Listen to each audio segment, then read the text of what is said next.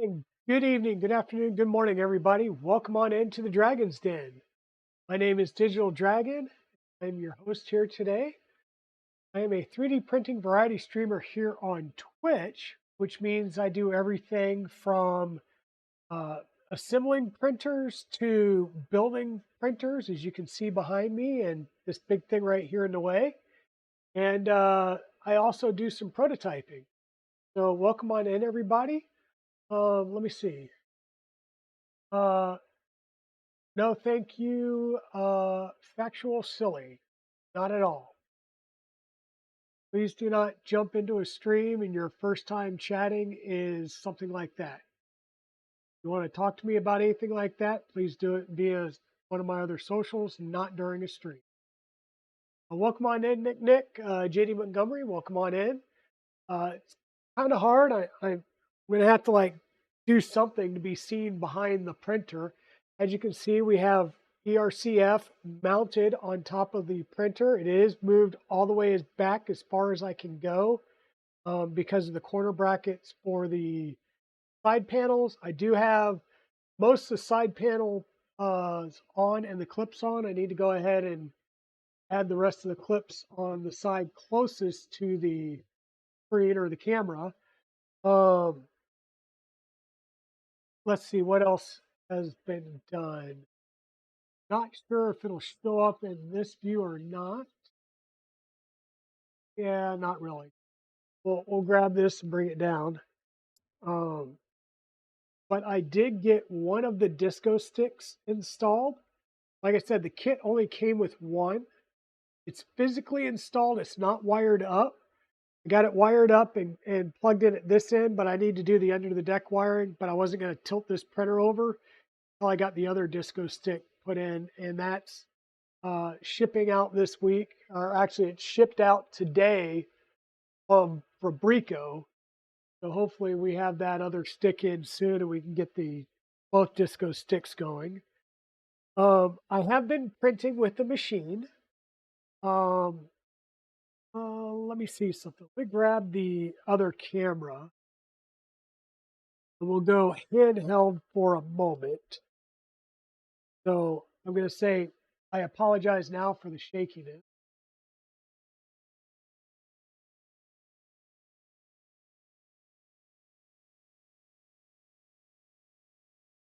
Okay, so once again, a couple of things that we have installed here.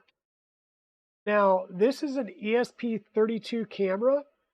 It is mounted, and I am able to get it shut, and I was getting good video, and now all I'm getting is a white screen. So I'm not sure if it doesn't like the temperatures, but it's been white screen off for a while. So I'm probably going to have to replace this camera with a different camera. We do have, like I said, ERCF mounted using a couple of 2020 rails that go the full length. Everything is mounted up here and working good. Now, I did want to show you all one thing. As you know, we've got CAN bus to cable this on. This is still a little long, but I did that to allow for maintenance. But we are using a 4-pin microfit 3 plug that adds to the skirt. And that allows me to disconnect and remove ERCF for maintenance or just working on it or transportation without the need of, having to get under the deck panel and take wiring out or have a big long wire dangling around. I still have the huge button tube because, like I said, I have been printing with it, and at some point I'm going to need this to come around and plug into the front, or I'm going to turn ERCF 180 degrees, kind of put it on a tilt. So if I move ERCF 180 degrees and put it on a tilt, I should be able to get to the inserts for the filament runs and be able to come out the back and do a straight in panel and come straight in and have a shorter run.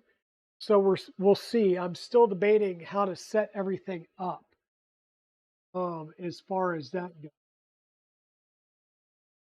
and now we're back here. So yeah, I've just been playing with it and trying to tune the printer. I ran input shaper, temp tower, a couple of other things. I'm chasing some weird prints, and I'm not sure if it's too that was too hot or whatnot. So I'm trying to dial it in.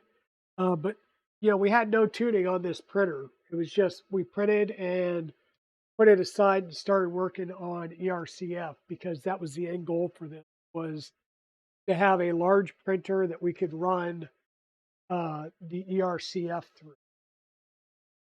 Now, one thing I do want to show you is how I got around. Like, we installed Happy Hare, right? And then when I tried to do my first print, which was actually printing some clear PET G to do the diffusers for the lights, which I wound up throwing out the original brackets that I was doing.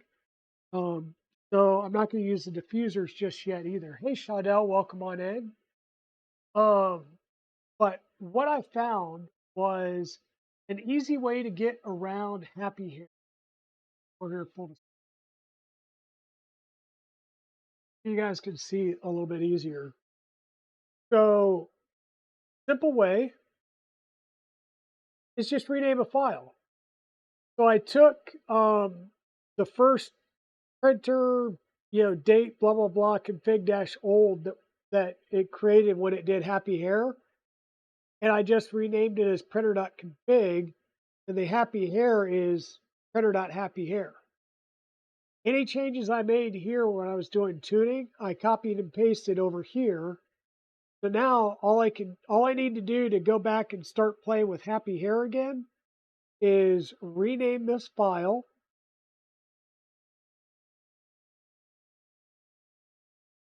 To just, like, I'll say base. Rename this file.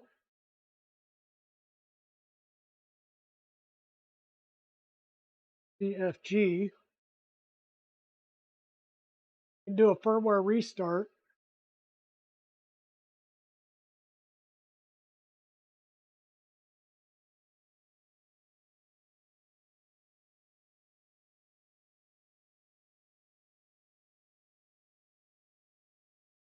And it's now talking to everything. You see I've got my Happy Hare notification coming back up. And I've got the plethora of macros back that are part of the MMU stuff. So there we go. Welcome on in. Like I said, JD, Nick, Donnell, welcome on in. Why not? Because welcome in. I see you there. Kit Skyfire, Mark Zink, Mr. Wizix, welcome in. Regress.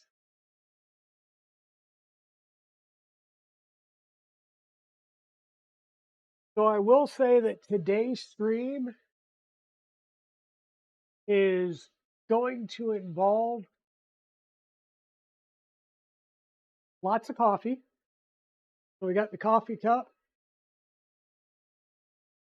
and a coffee mug. So we're good, or a Yeti. So we're good. We got plenty of coffee to get us started with. And we're going to be going through the Happy Hare configuration. Change the focus of that. So the last stream, we finished off with just getting Happy Hare installed. And we really didn't get too much further than that. We ran into some binding issues just going through basic movements. I believe we have got that figured out now. So if I do something like a MMU home, I say that, and now I'm getting a binding issue. Seriously? Like, I had you fixed, I also dropped it. So that's where's my,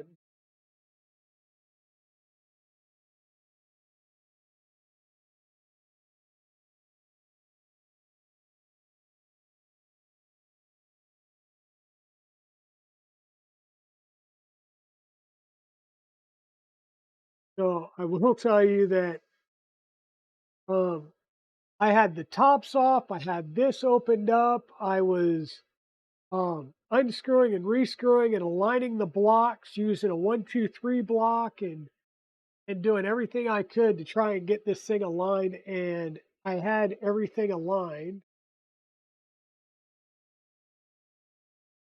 And now I'm etching and grinding again for some reason.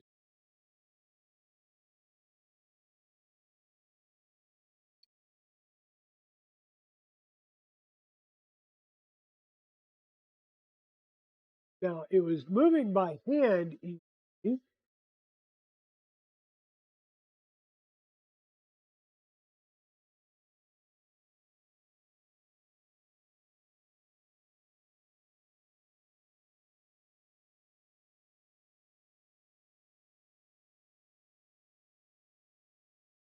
Yeah.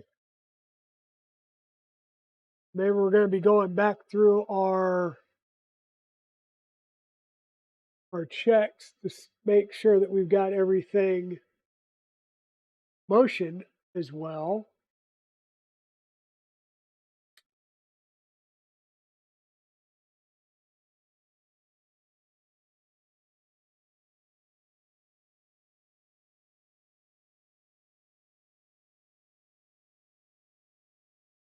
Only 7 minutes late, make that 12. You're just on time. You're perfect. You are perfectly fine. Well, geez. I swear I had everything working. Now I hate that we're gonna have to go back here and possibly do some troubleshooting on the hardware.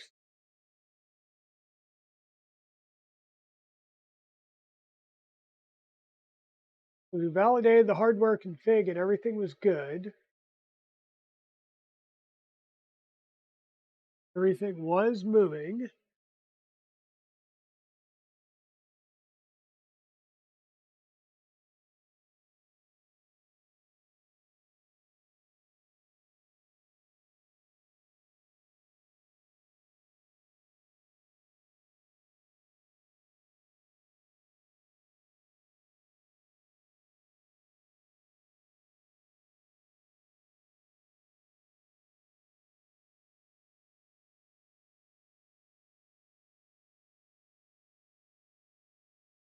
Well, this is going to be a short stream because I noticed that I've got a tracked rotational end here, which is going to cause me problems.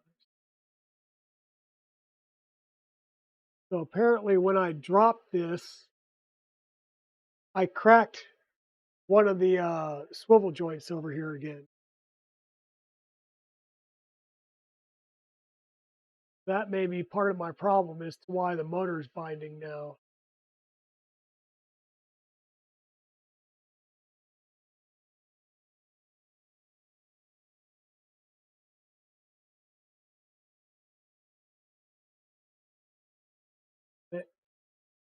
All right, yeah, this is a mechanical binding issue.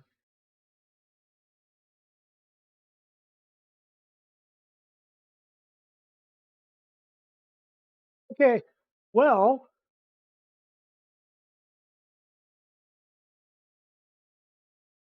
so what shall we do, folks? Because apparently we're not going to be doing Happy Hare today. Yeah, F. We've got an epic fail.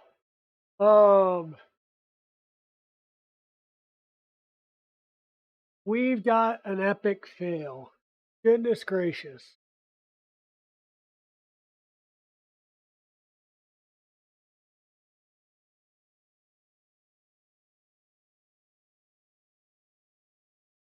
And I'll tell you, I took this thing apart. I've got the gears, so the gear motor is free and not binding anymore. So I gotten that done, and now we're back to a broken part.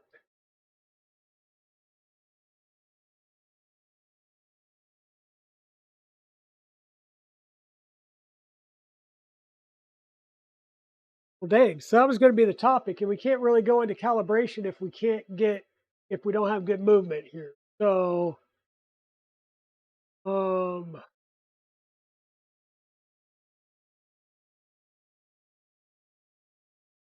there's well, here's the other thing too.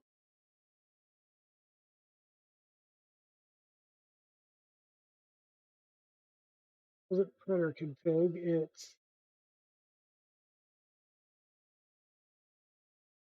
yeah, no kidding. Once Milo's up and running, make CNC parts for certain things. Exactly. Um,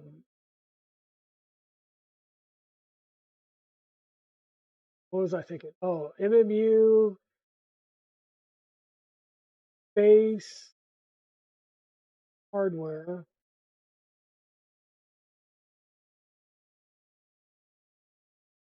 We've got the gear and the selector.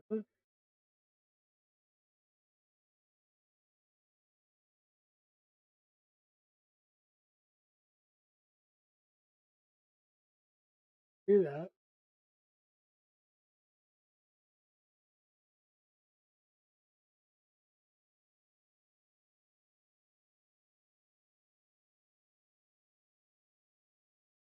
See if a little more juice.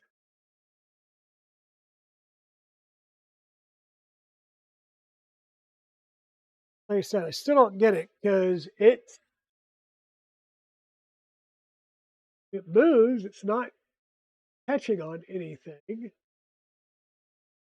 When I go to move it by hand,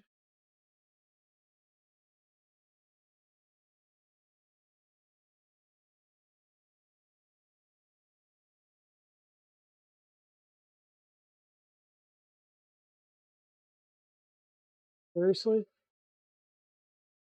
don't tell me I had the belt too tight and I needed to give it a little more oomph to the motor.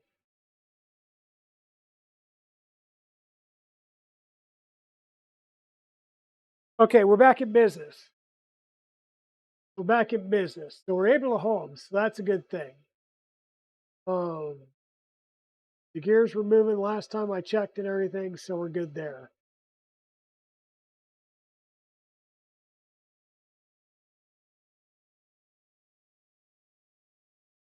Trying to think how best to set you guys up so you can see what I'm trying to do.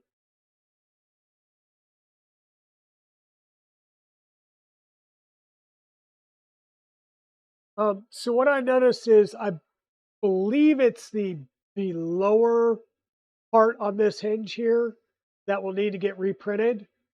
The problem is I don't want to reprint it on this while I'm trying to do calibration because I would have to bypass the Happy Hare to do it. So we'll be fine. We should be good, and I should be able to reprint this off stream between now and Thursday. So a couple of things on MMU and the calibration of the MMU. There are specific steps, and they have to be done in a specific order. Now, as you can see in the flow chart here, we'll go full screen so you guys can see us a little bit easier. You know, when calibrating, you must perform in the prescribed order. It won't let you do certain things out of order, by the way. Once complete, you can recalibrate particular steps, but remember, if you do one step, it may have a cascading effect. So if we go back and we recalibrate the MMU servo, we may have to recalibrate the gear, the encoder, and everything else downstream.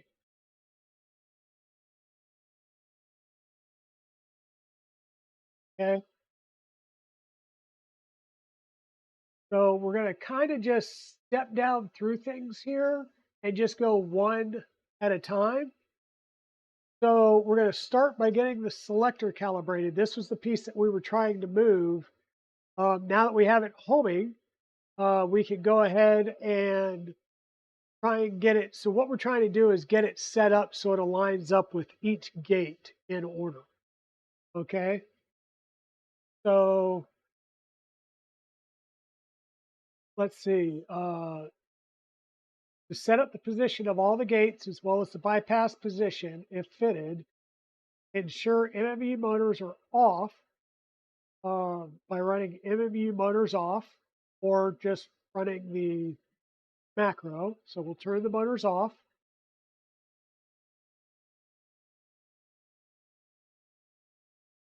Remove filament from gate 0 if we need to. To make sure, we'll make sure that our servo is in the up location.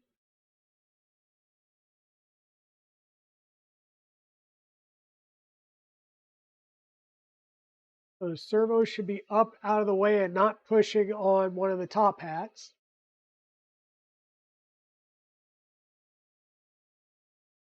And then we're going to align the filament. And this is where we'll come back over here to the standard screen. So what I've got is I've got some filament that I've just wrapped around the first buffer sum. And it's pushed into the block back here. And we're going to push that through.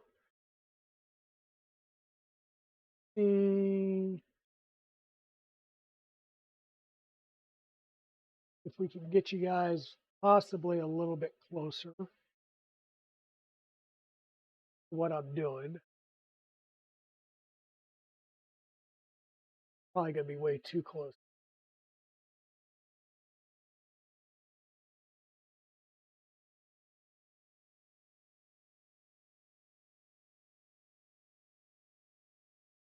Way too close, yet still not close enough. Okay.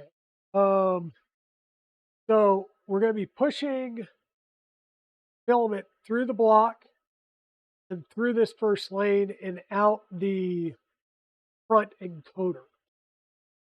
Aren't it? Get you this way. See what I'm working on.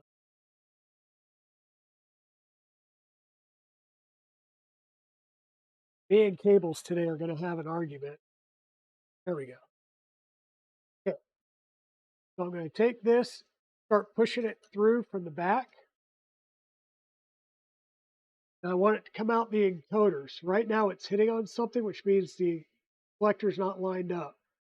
So I'm just going to push the selector over a little bit at a time.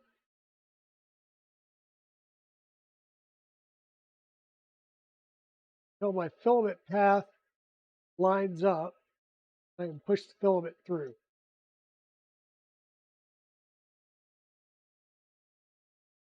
There we go.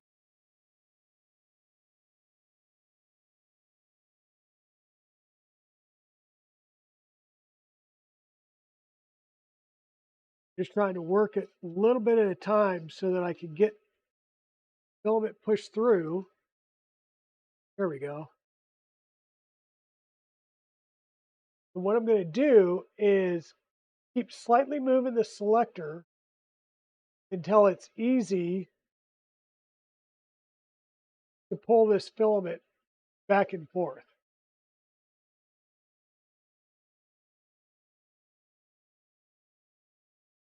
Okay.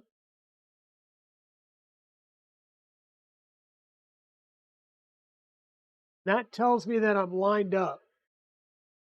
So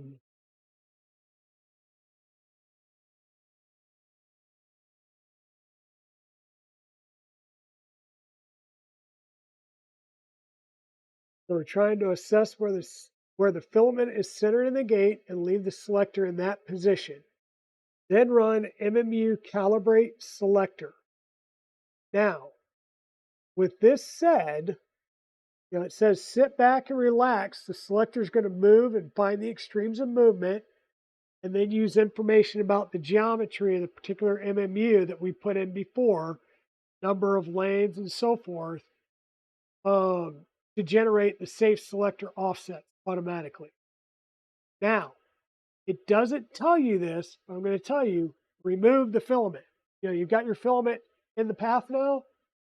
Now push that filament back out of the selector until you at least see it in the tube between your buffer and the ERCT itself. Otherwise, it's going to immediately engage the motor and try and run to the extremity, and it won't be able to. Hey, Hobby Main, welcome on in. So we've copied this command, and we'll come over here and we will run this command, and the selector should go all the way to the side and then back. Good, fingers crossed.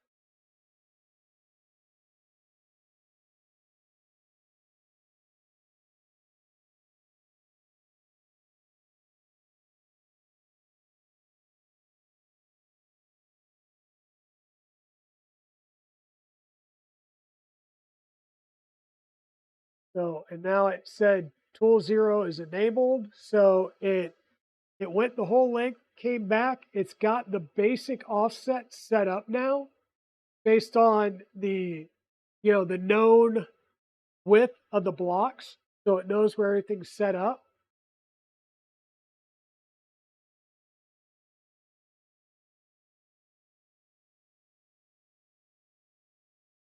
So that's good. We'll come back to the Happy Hare instructions.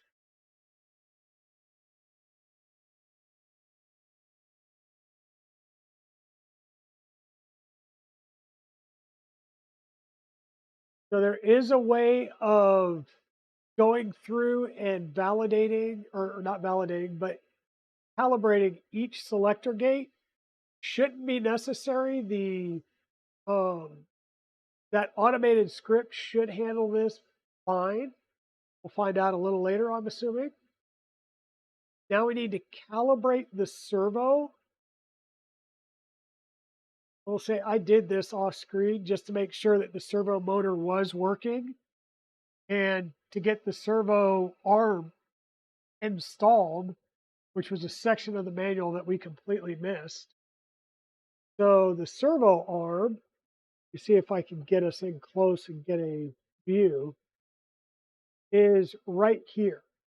Okay, and right now it looks to be in the move position, which is kind of down in the trough that makes up these heads here, right?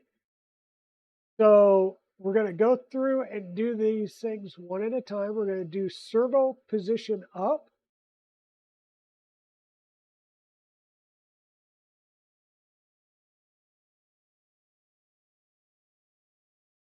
And it should be in the up position where it's almost touching the bottom of the servo. Let me see if I can get us in here a little bit closer. So you see how the arm is almost touching that servo key. That is what we are looking for. Okay.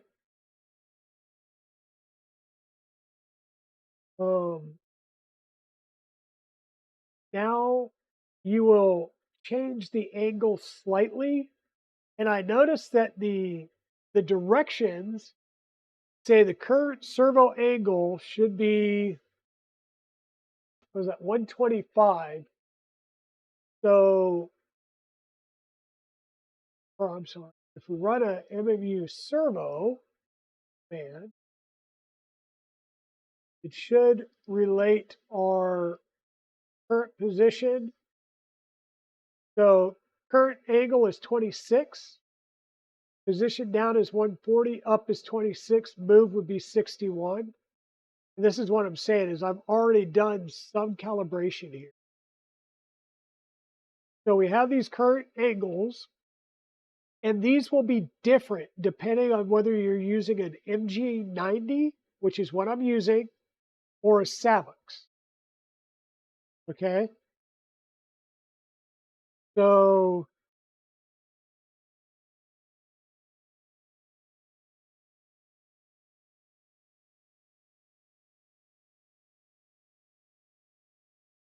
like I said, I've got these done, so I'm not going to change them yet, but I have these Servo.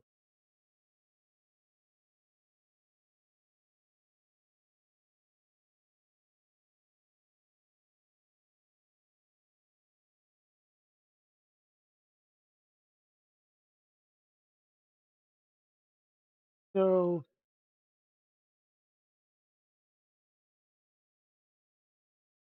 we just did a servo move, and you'll notice now that that servo is aligned down in the trough, which is what will allow it to traverse with no issue. And bear with me, if we do a servo down, it'll go down and line up on the, or it'll push down that top hat selector. And it's going to be hard for me to show you this, but there is a arrow on that arm, and it should be pointing to the arrow that's on the side of the top hat part. You probably see the arrow over here on one of these other top hat sides here. And that's what we're looking for, is for those arrows to line up. There's a whole process and procedure. I've already tweaked this. They're already aligned. But this is what's pushing down and pushing the gear that's in each lane top hat against the drive gear that's on the shaft.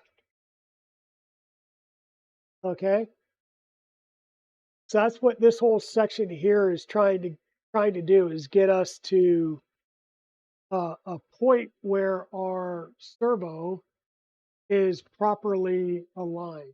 And I've got this servo aligned already.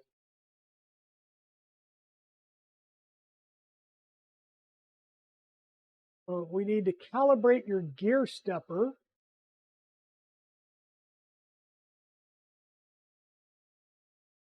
This step, you're simply ensuring that when the stepper gear is told to move 100 millimeters of filament, it really does move 100 millimeters.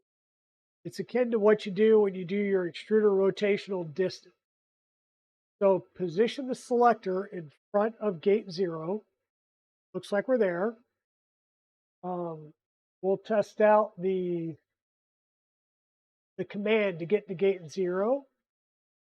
I'm going to copy this. I'm going to come in here and I'm going to shut the motors off. Right? And I'm going to move this randomly somewhere, just out of the way. Now I'm going to tell it via that command to go back to gate 0 and see if it finds gate 0.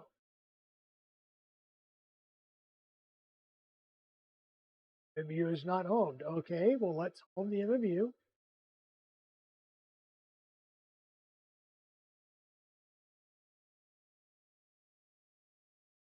Now go to gate 0, which is where it should be at now. Okay, and we'll validate that. We're going to put some filament through the gate so it pokes out. Then we're going to ensure that it's gripping it. We're going to mark it, and then we're going to run it 100 millimeters. So once again, you don't need a huge amount of filament in here. You just need a bit. I think part of my issue is the tip on this filament getting janked up. That knit's, I'll say, dry and curled to all get out. So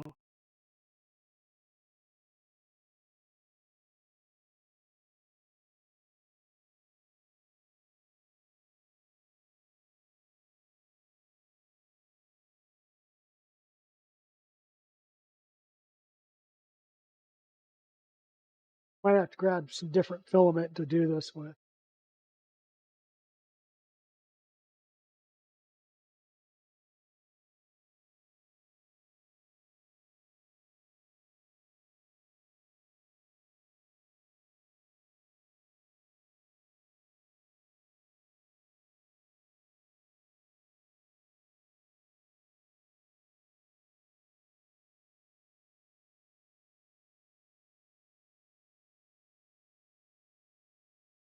move my selector up to make sure that it's out of the way.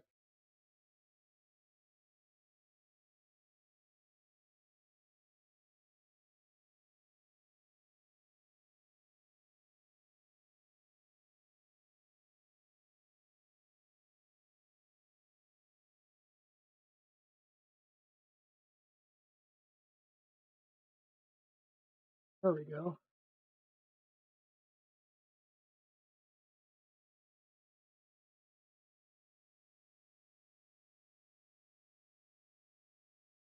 Chip forming is imperative. Having filament that's not in a perpetual curl would probably be pretty darn good to have as well.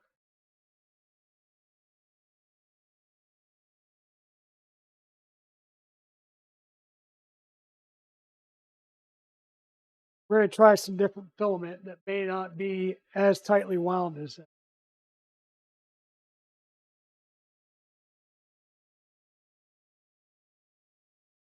Now I may have some right here.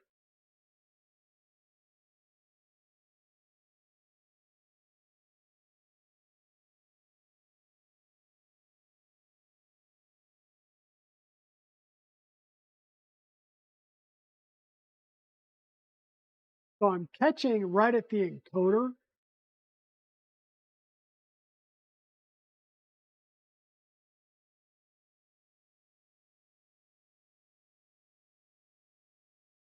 This is kind of like we'll say a tip issue.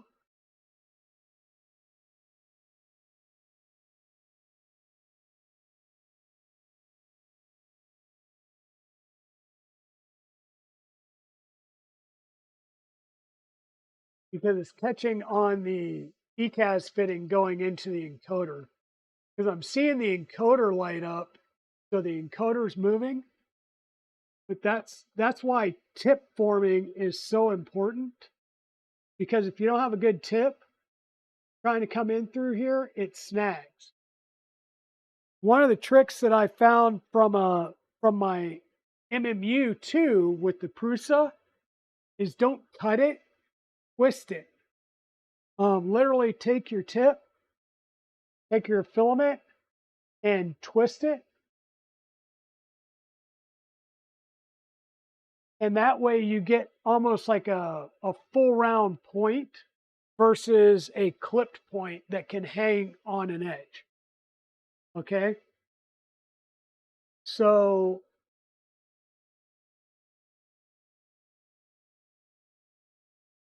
we've got the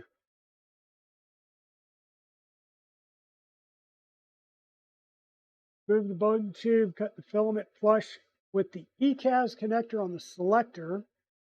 This is the encoder on the ERCT. All right, so we'll push this back so it's flush with our ECAS fitting.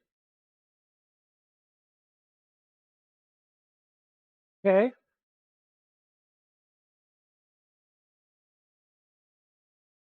And then we're going to tell it to move 100 millimeters of filament.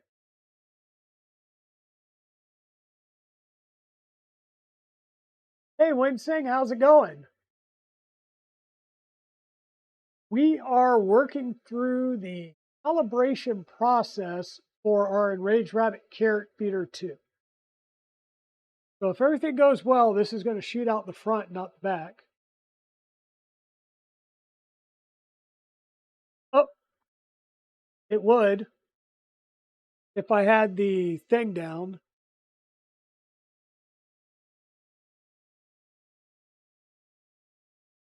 So that it was gripping. So we'll make sure that we are once again right there at the end.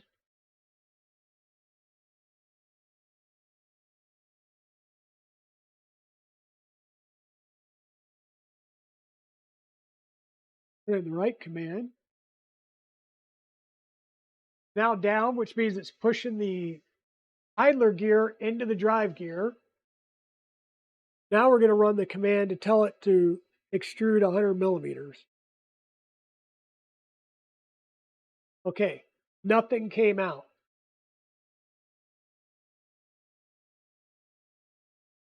Nothing came out. So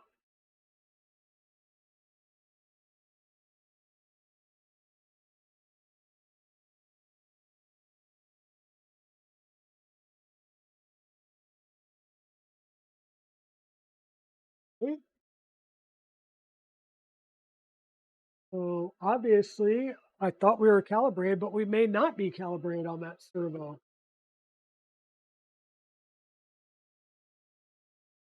Come in here and take another look.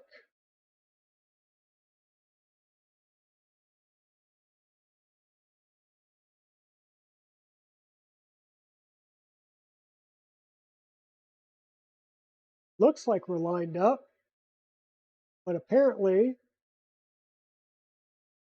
we might be just a little shy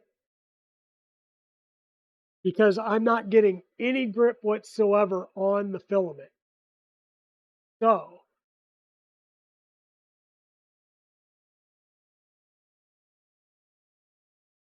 let's step back.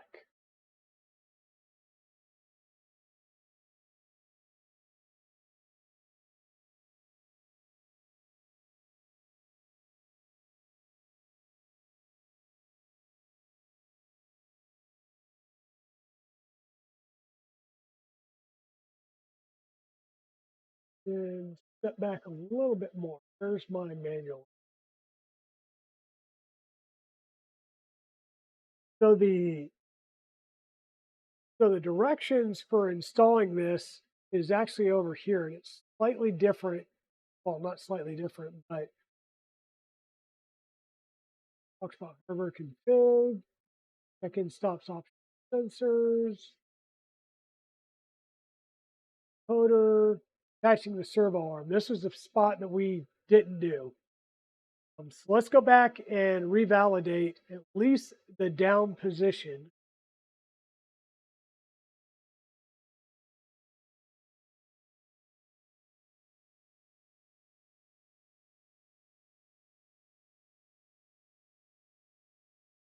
And you're going to see me. I'm going to have to like climb up here because I can't really see anything from this angle. So bear with me. You hear a loud crash.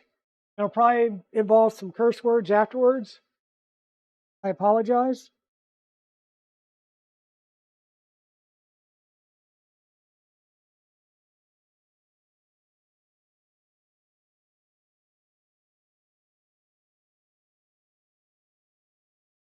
Okay. Get some additional light.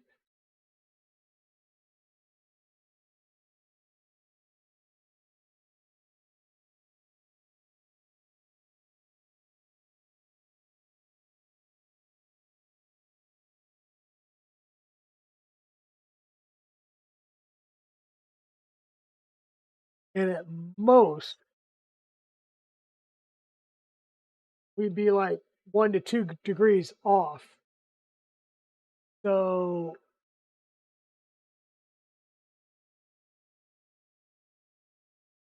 we do MMU servo, get the current positions.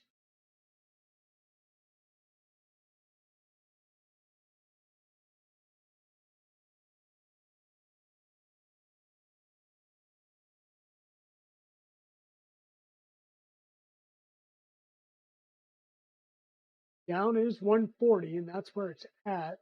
Probably want it to be like 141 or 142.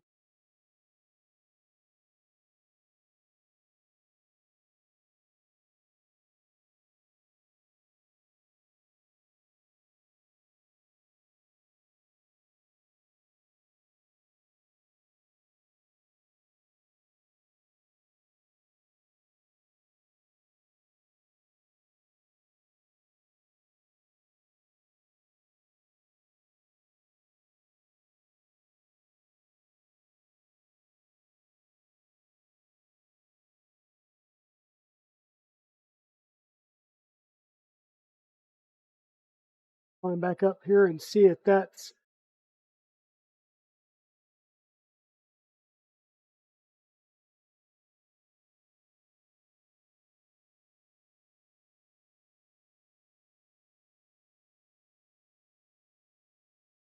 I mean, that's got to be money right there. We see if I can. I see if I can get you guys in, well, in here to see this.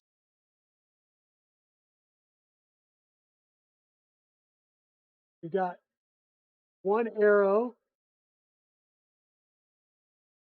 lining up with the other arrow right underneath.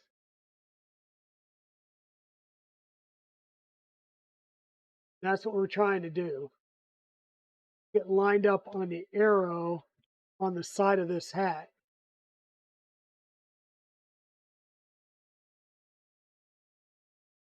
And so we're there now.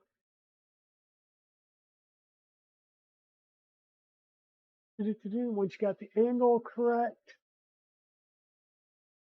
save it to your MMU parameters config as servo down 8, line 49. So the MMU parameters config.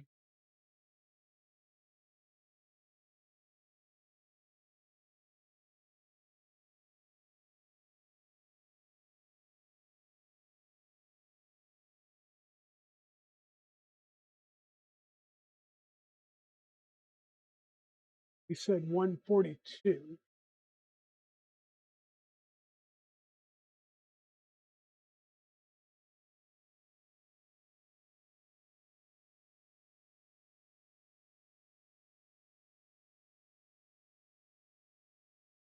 So how's everybody doing today? Zombie, have you added any more tool heads? Because I know the last count you had 3 installed, but you haven't even finished the big Voron 2.4, and you're already talking about adding tool changer to the Micron, which would be interesting. I don't know how you're going to do the one on the Micron. Okay, so we saved and restarted. We're in the down position. We can still see. Now let's see if we can run that command again and get any filament to come out. Hey, we got filament spitting out. So, simple matter of grabbing your ruler, and we can pick a ruler. You know, I've got my handy dandy metal one here, but if we really want to, we can also grab our Voron ruler. And all we're going to do is place this right up against the ECAS fitting and see how far we went.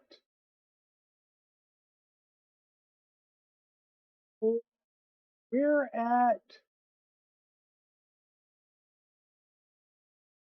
97. So we are 3 short according to the Voron ruler. Let's double check with our Benoit. Yep, 97. So we're 3 millimeters short. So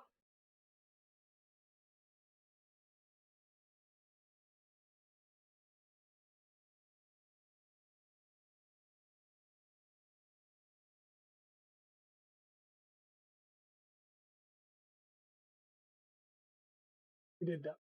Okay. Goes away.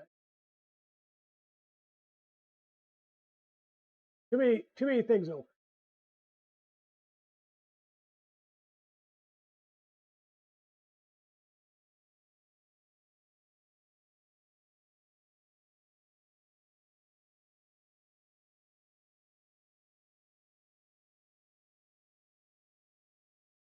There we go.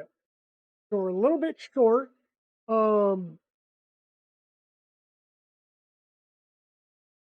So what's our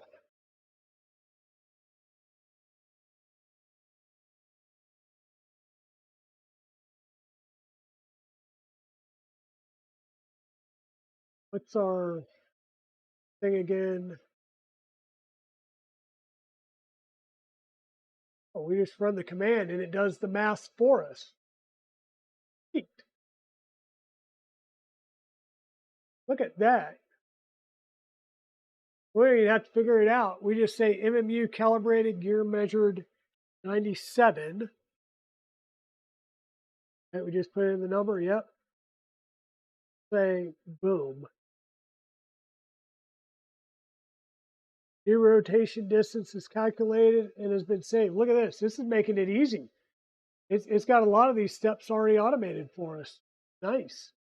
Hey, shenanigans, welcome on in. Welcome on in. Now we can verify. So we can lift up our encoder.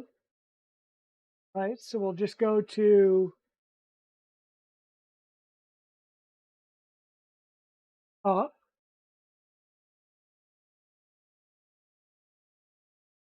That'll move it up so that we can pull our filament back and bring it flush to the ECAS fitting.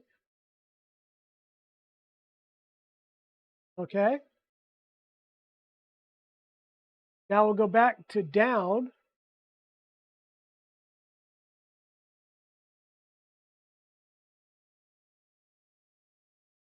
Okay. And now we're going to run another 100 millimeters.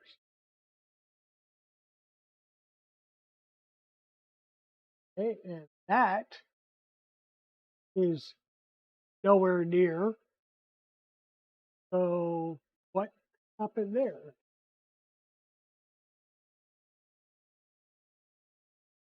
Did this not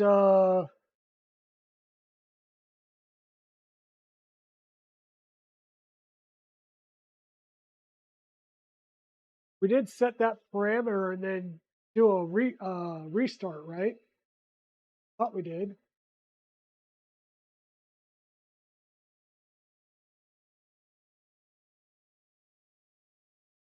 Here's the restart.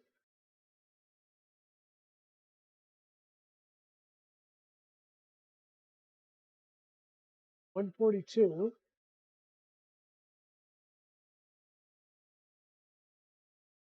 That just sounded like a whole lot of grinding. So try this again. Up. This back.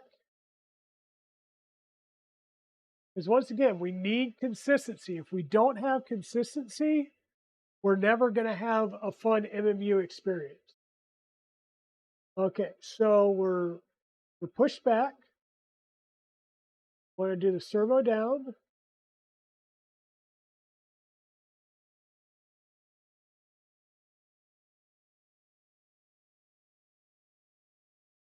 Servo went into the down position. Now what I'm going to do is climb up here and make sure that it is consistently moved back to that down position that we had said.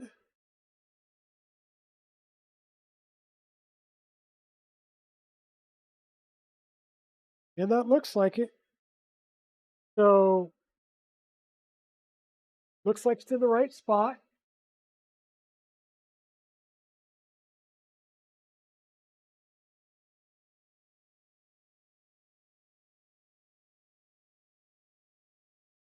We tell it to do its move of 100 millimeters.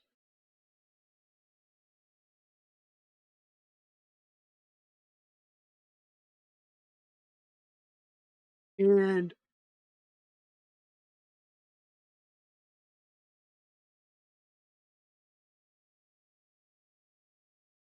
let me do that again because I'm seeing the shaft move, but it's not gripping the filament.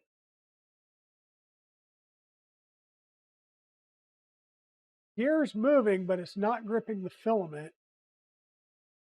Why not?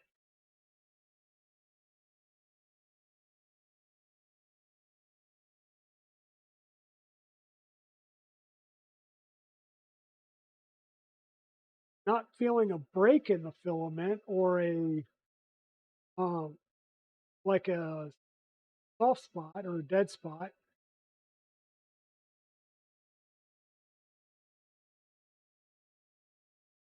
Press.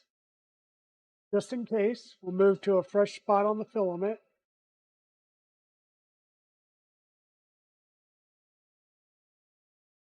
Now, I will say that is in the down position and I was able to pull that out and push it in without the gear even moving. So I wonder if I have a set screw that loosened up.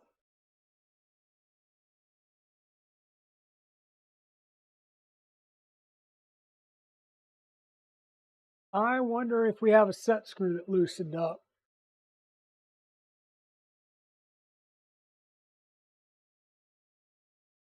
Pull this back into buffer.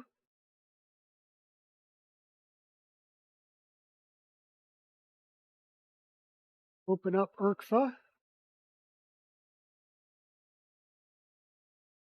So much easier to do without having the cable chain in the way.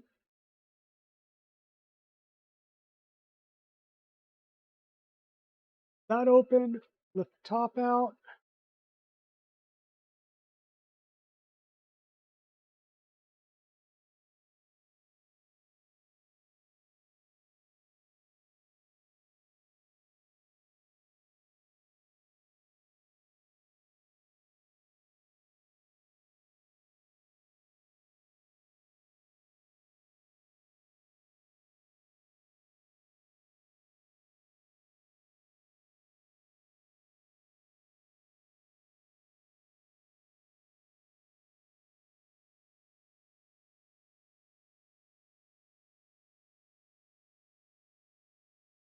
Just in here checking that the gear's aligning, that everything's meshing.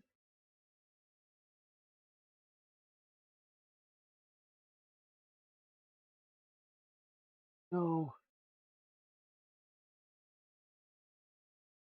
when there's force down, push it straight through.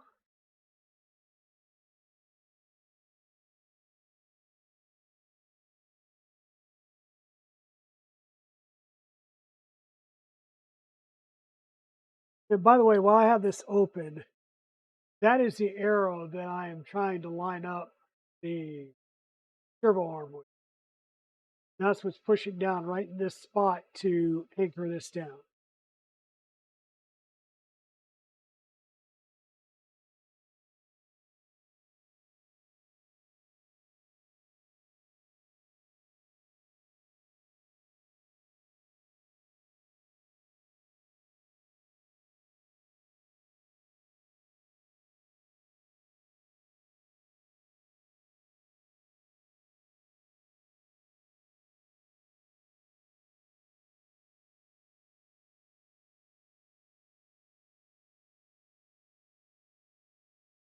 Once again, this is in the down position. I should not be able to hand feed this through without seeing this move.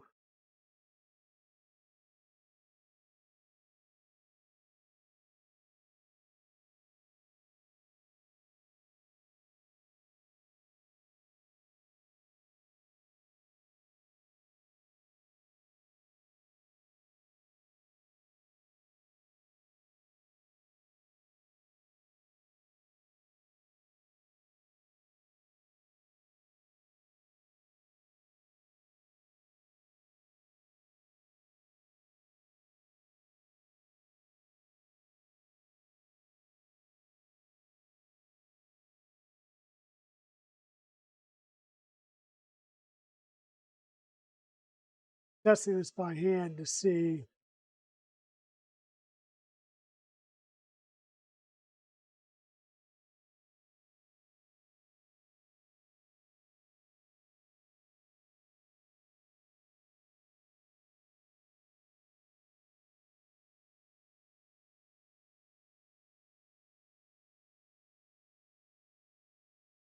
Try something.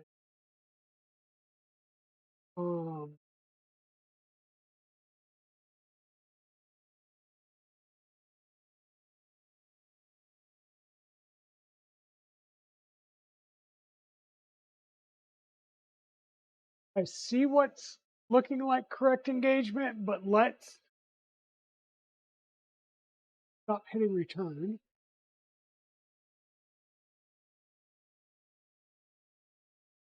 What I'm going to do is try just some slightly different values and see if I can get better consistency in that drive gear and the tension on it.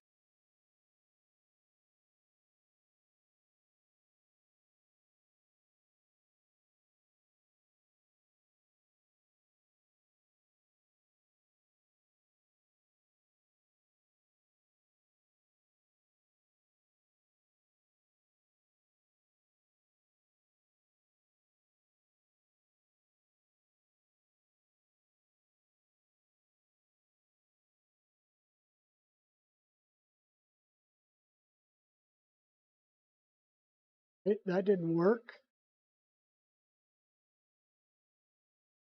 Go a degree the other way and go to 143.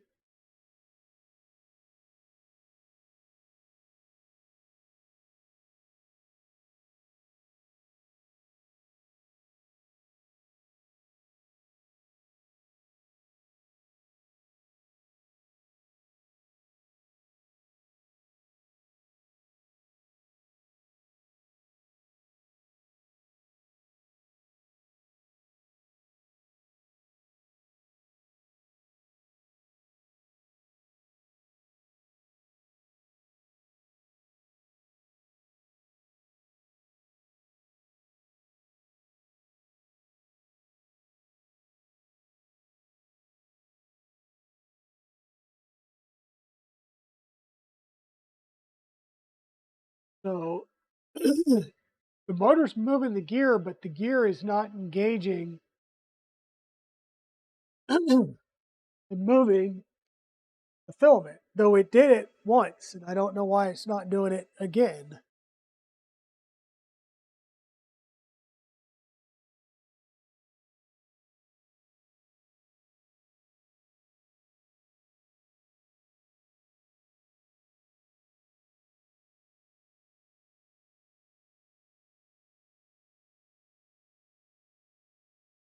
Everything should be lined up. Do we have anybody out there with some ERCT experience that can help out?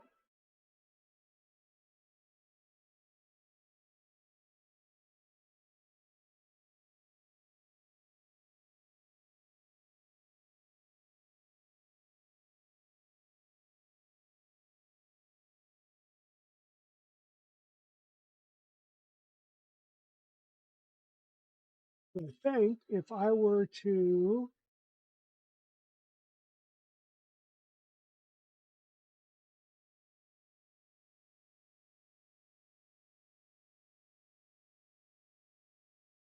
just a touch of downward force,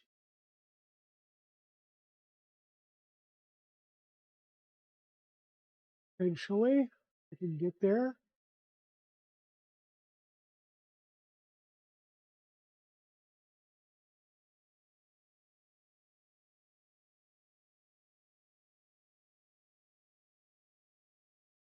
Yeah, so it needs like a smidge more downward force.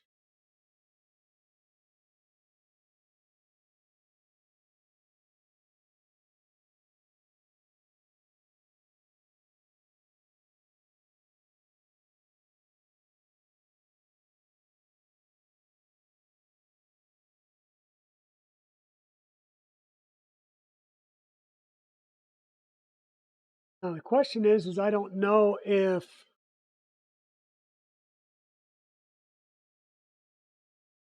continuing to go more is actually going to help or hinder. So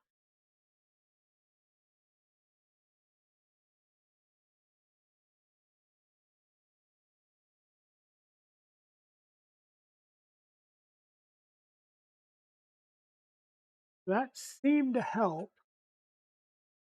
We're obviously not getting there, but let's see how far we're or how close we are. Go up, we'll move this back. Flush.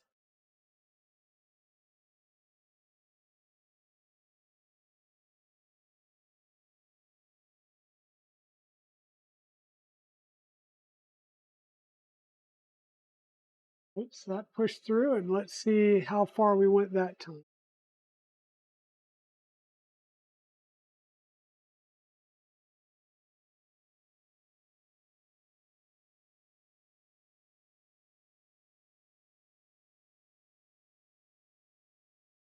We went 97. I'm going to do it again.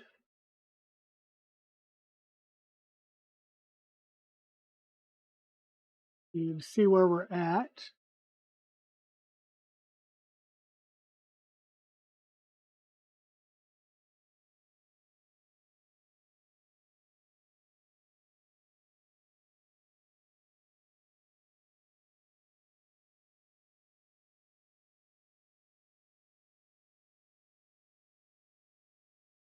In 73.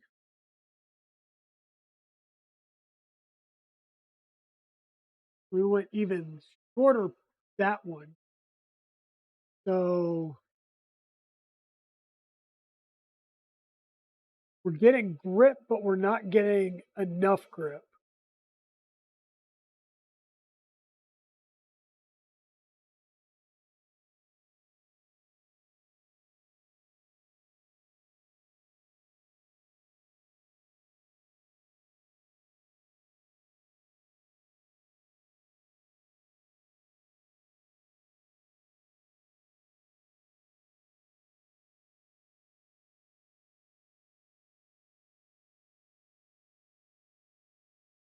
Hey, Maker My Nexus, how you doing, friendo?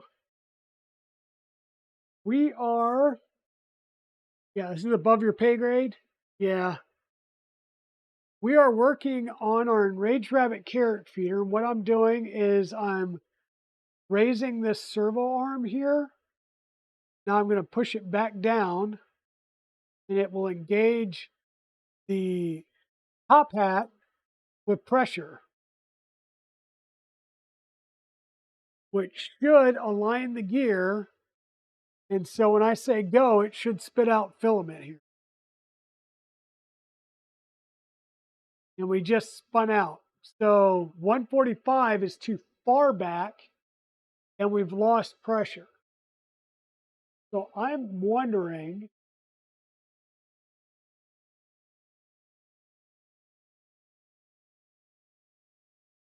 does it let us do half degrees?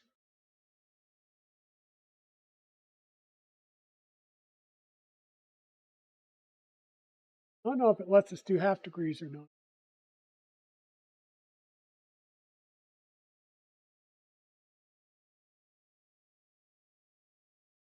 That would be a no. It does not let you do half degrees.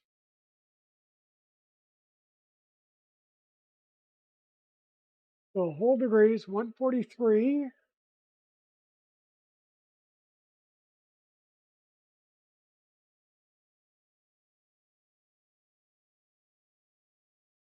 So we're right around 143, 144.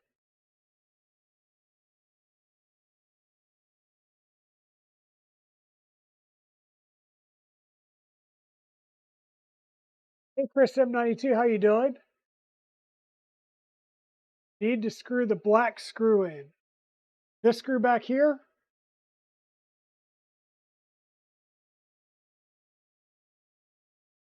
For more torque. Okay.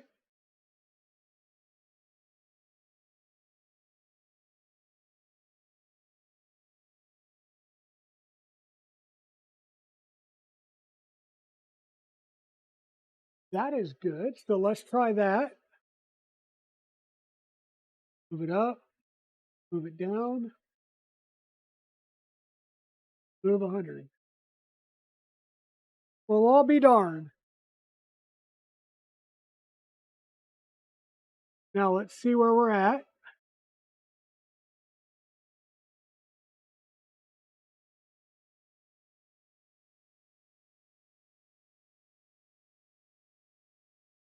We're at 97. Now, before I change that, let me give that just another slight turn.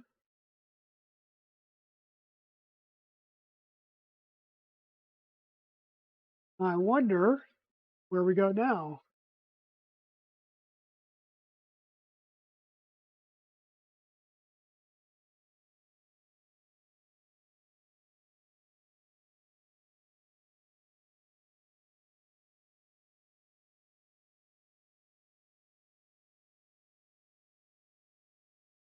$188.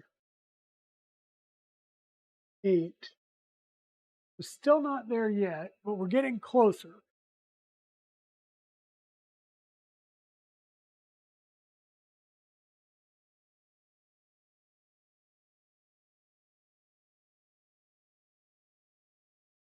You're building an ERCT 2 and watching your videos. Well, thank you. I appreciate that. You live in Germany. Okay. Yeah, definitely. I understand that it's a little bit late to be watching the stream. I appreciate you taking the time to watch the stream. I do appreciate that. So let's go down. Try and move 100 again. And that just went nowhere. Why did that go nowhere? Cross too far and go too much torque now?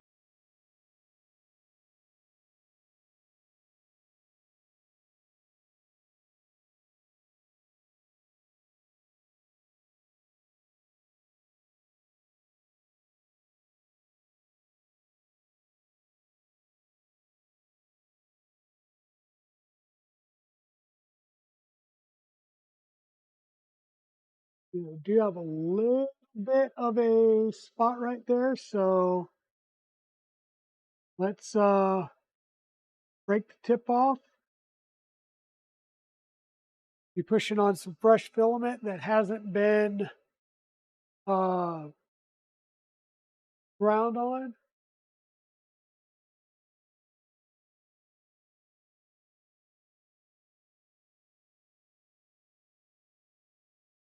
We pulled the torque off some.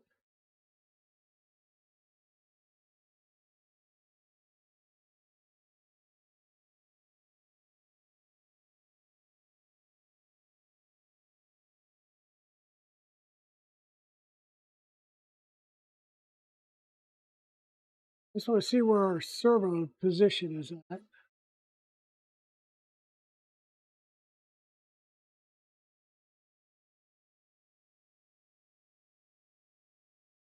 Really? We're at 143 on our down angle. Okay.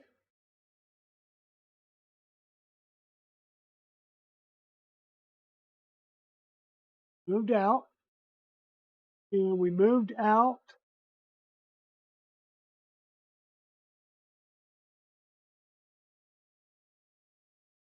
84.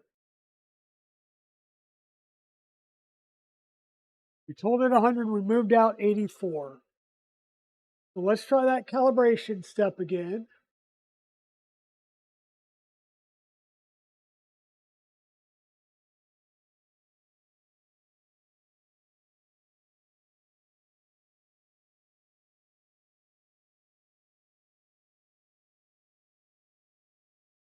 Let it do its configuration.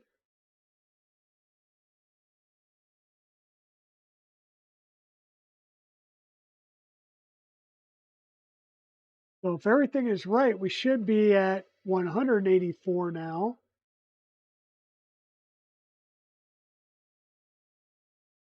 And we are at 165.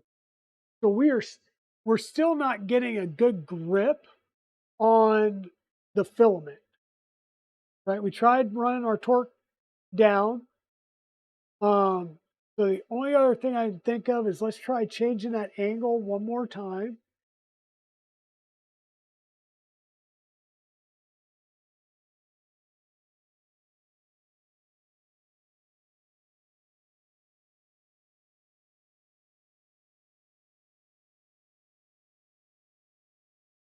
because I really liked 142 initially. That's where we had our first good run.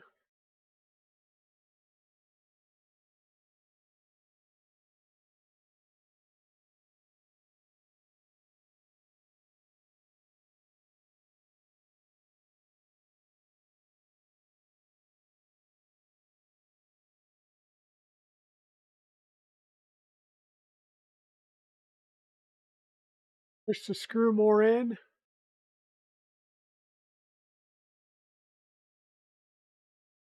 Well, and see, that's the thing is I don't know like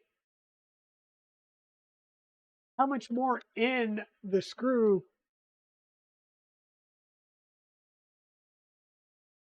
Like I'm not feeling any resistance.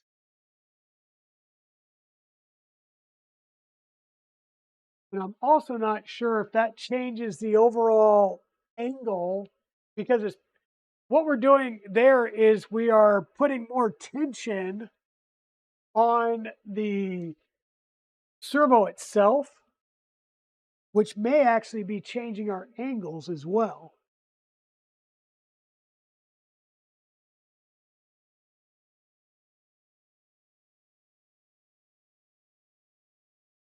We just went down. Now let me see where we're at. Yeah, so now we're way off because we've torqued this down some. We're way off on our angle.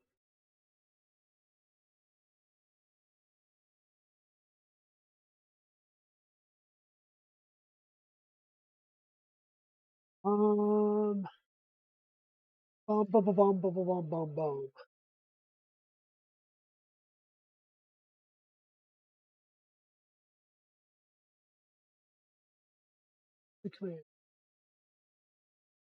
Bear with me 1 second.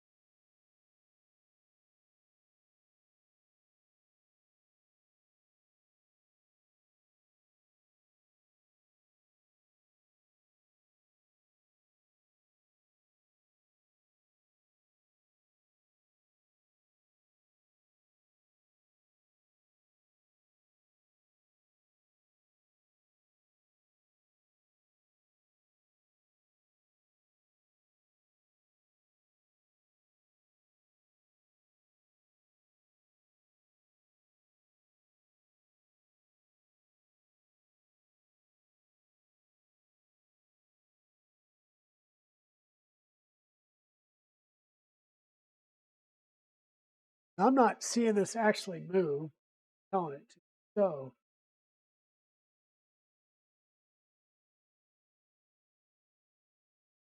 oh,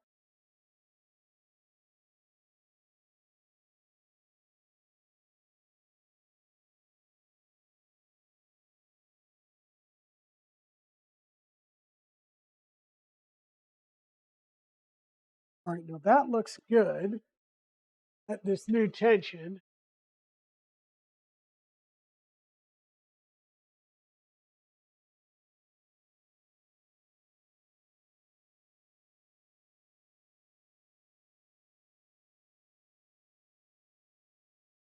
Yeah, yeah. So angle's 160. I need to put that in the config.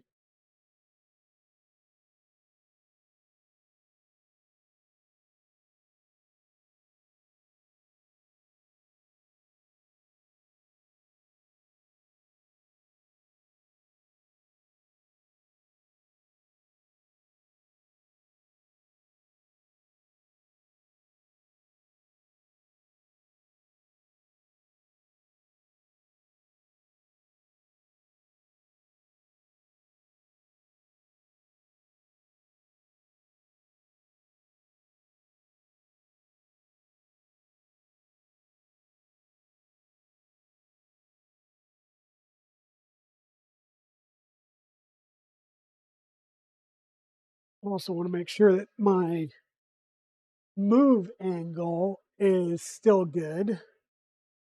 We'll clear.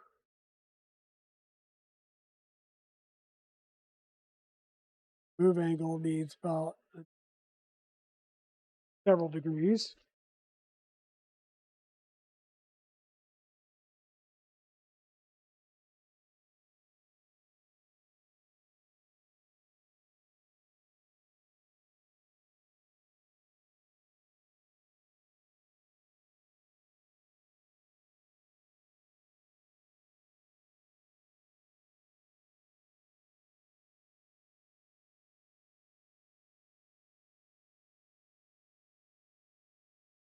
Safe. So move angle needs to be 70.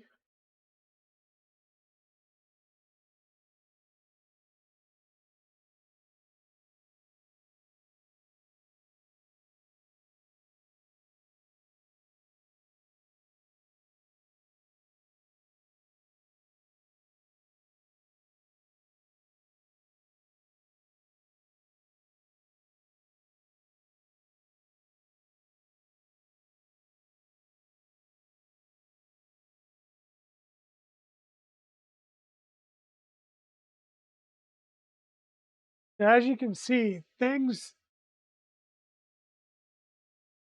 tiny changes will change things. And you have to go back and do multiple things over again. Let's try that 100 millimeter again and see where we come to.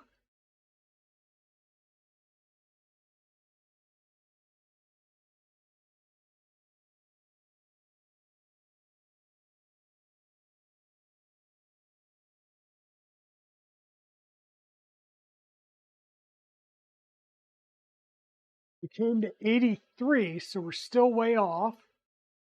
But let's try that command and see if we have enough tension on it now that we can make ends meet.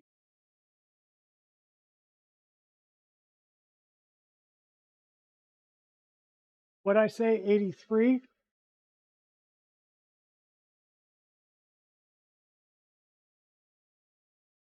83? At some point, I want to be able to get consistent. And that's what I'm looking for, is consistent movement. Ooh, and that bound and stop. I actually heard it whine and then stop. So that was almost like there's too much force and we seized the motor.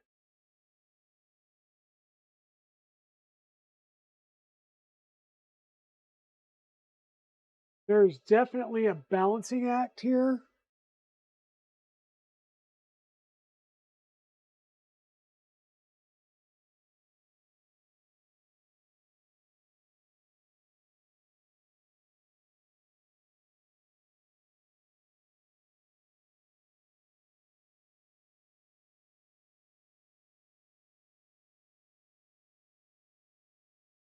In our pressure department.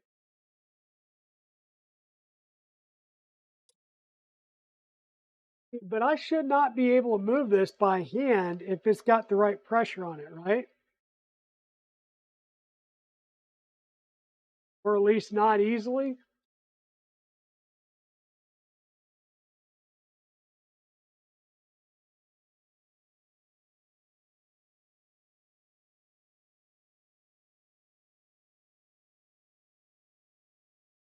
Yeah, see, that starts going and then it gives me a wheel.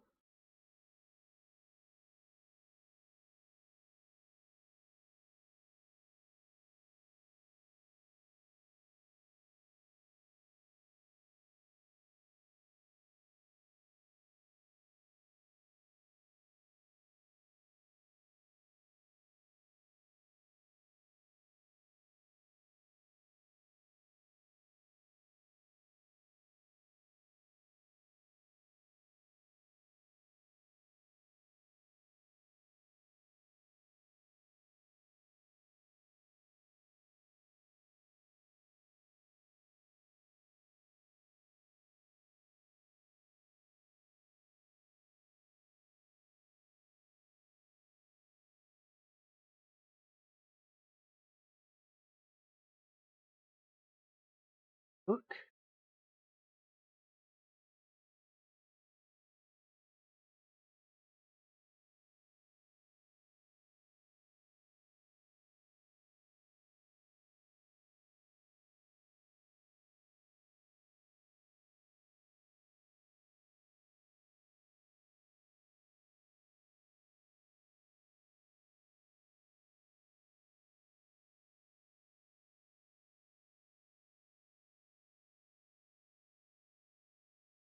That up out of the way.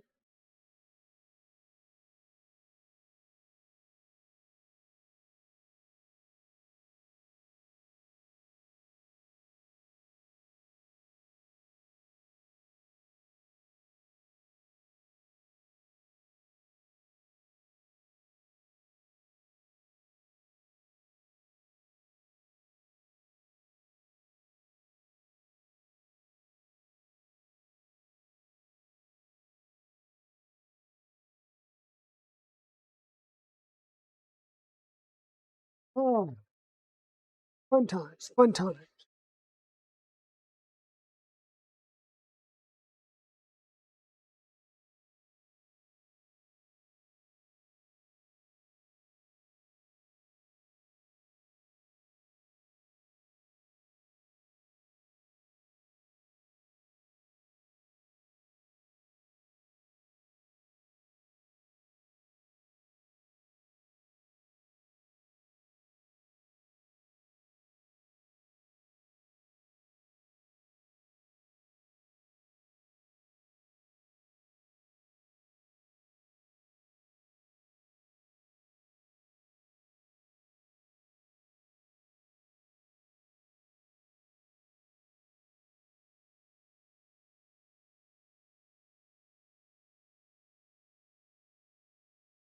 That was an up position.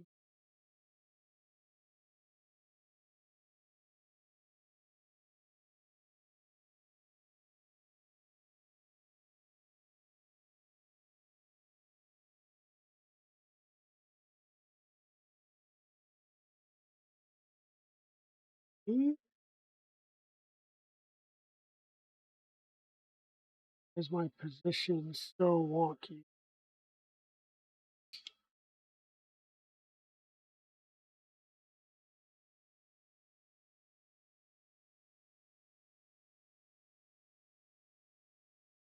Position.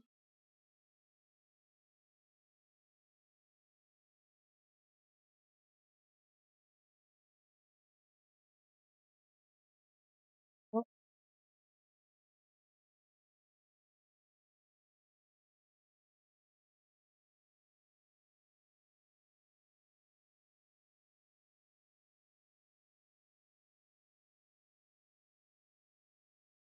these were pretty lined up. Now let's tell it to do 100.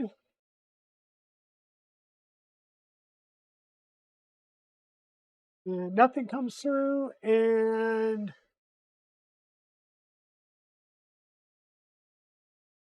nothing comes through, and we are grinding it. Now I think I just have too much torque because I'm not even getting it through the gears.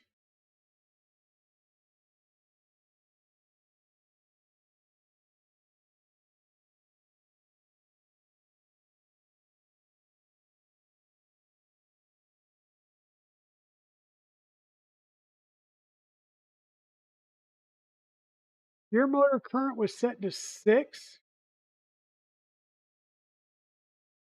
How goes the rabbit feeder? Well, we're having fun, Creatrix Brit. Like right now,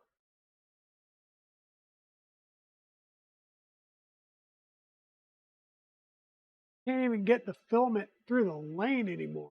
What is going on? We're in the first throes of calibration, and it's not going very well. Now I'm not even getting past the top hat.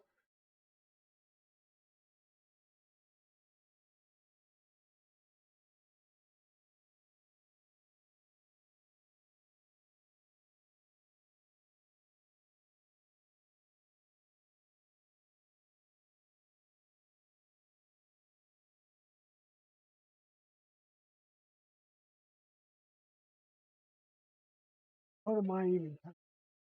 Pretty sad. I need a stool over here.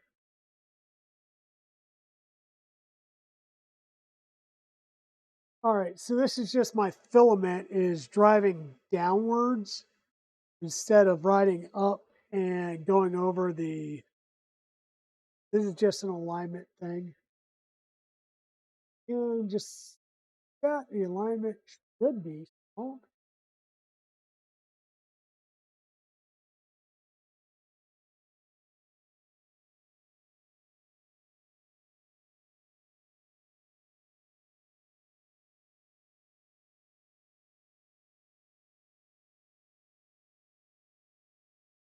I think we had too much down pressure torque on that.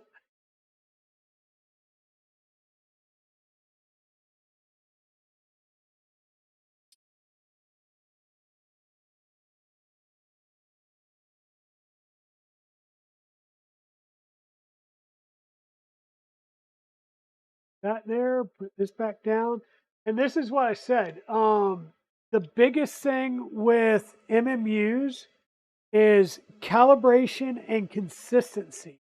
If you're not calibrated and you're not getting consistency, you're all over the place.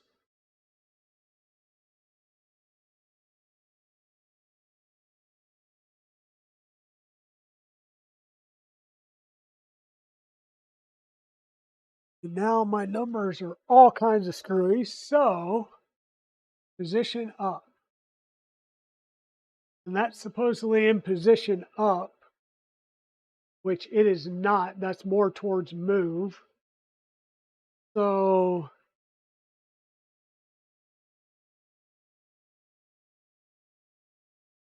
you're telling me that that angle is currently 26.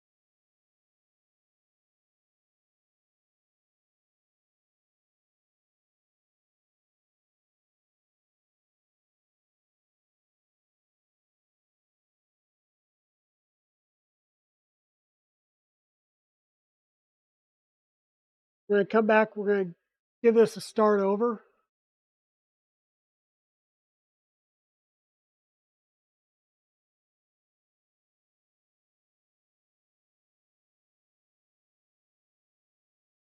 Just want to make sure that the spring on our servo is good.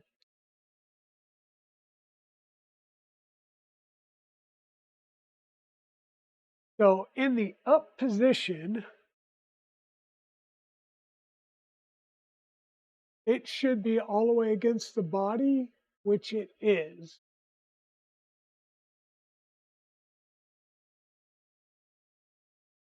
Meaning the body of the servo, which it is.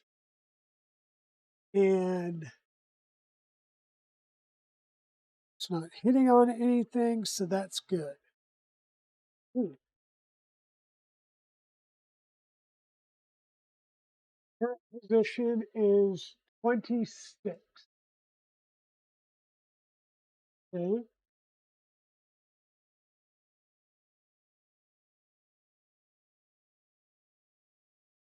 We're going to go into the move position.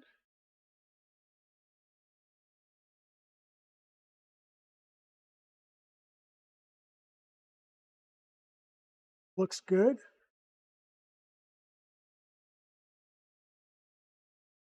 Is 70.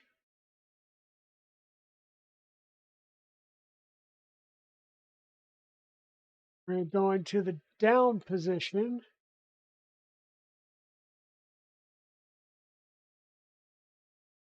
Which should now be down and lining up with the arrow, and it is way too far now. So where are we at? We're at 160.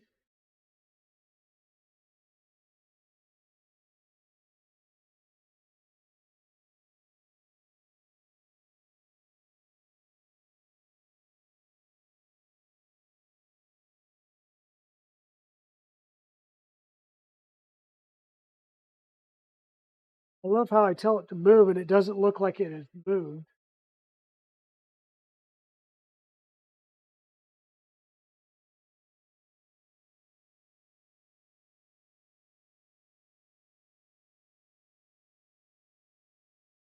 because it didn't move.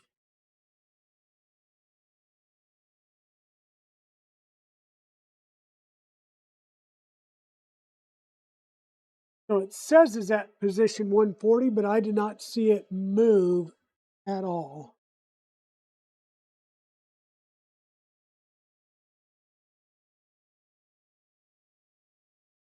And it is closer.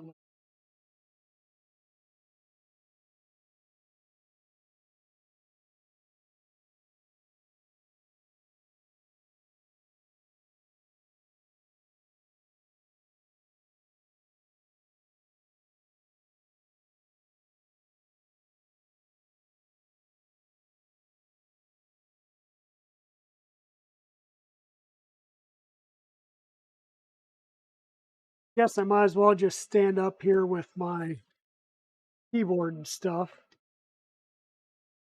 Oh.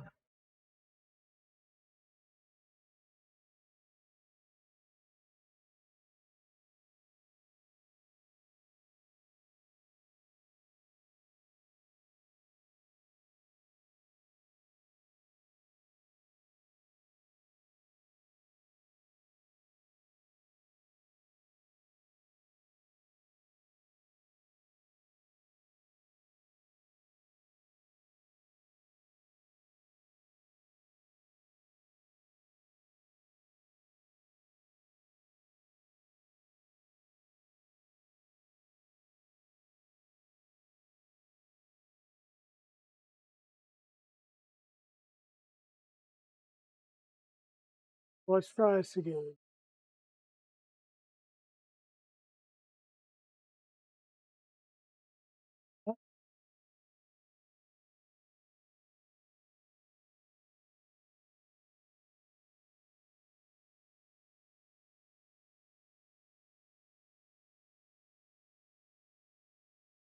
Mm.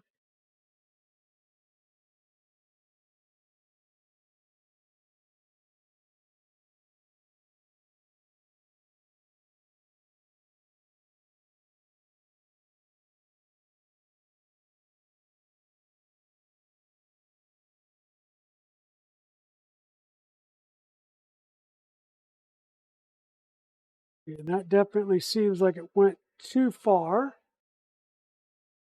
So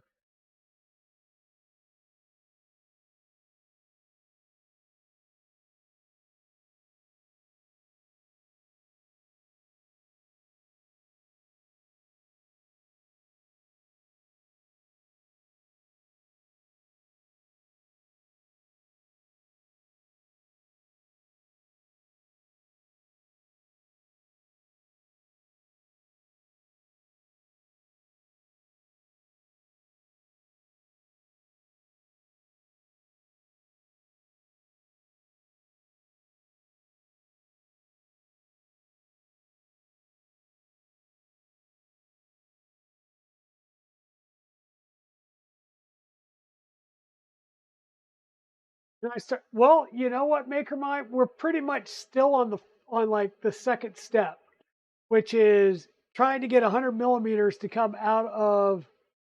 We're trying to get 100 millimeters to come out of here just through the first lane, and all I'm doing is testing the movement of the angles up, move,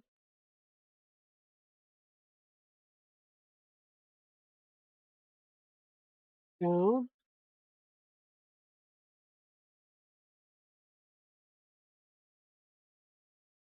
And every time you change the tension on this set screw, which is the spring that pushes the side of the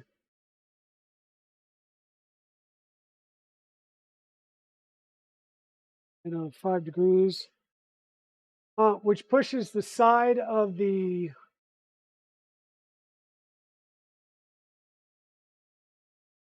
oh words. Sometimes they're so hard.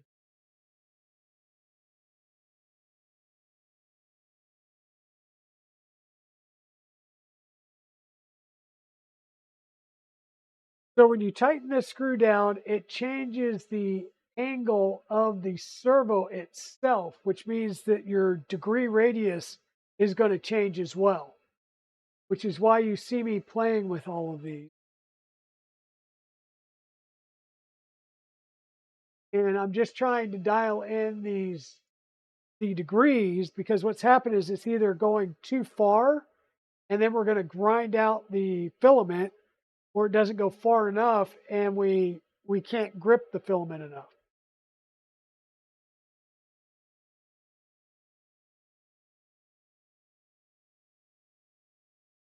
This would probably work better if I wasn't on a clear polycarbonate panel. So we're going to say up.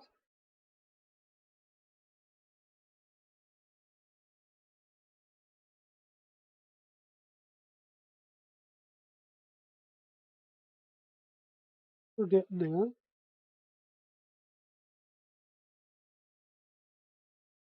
Move.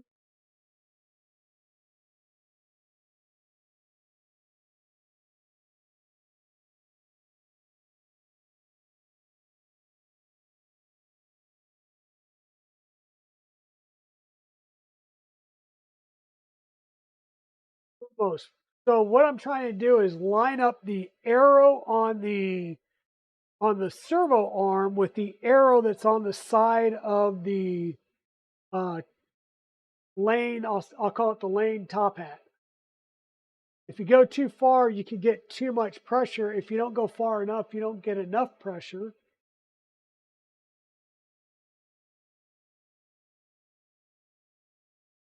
And that's what we're trying to dial in right now.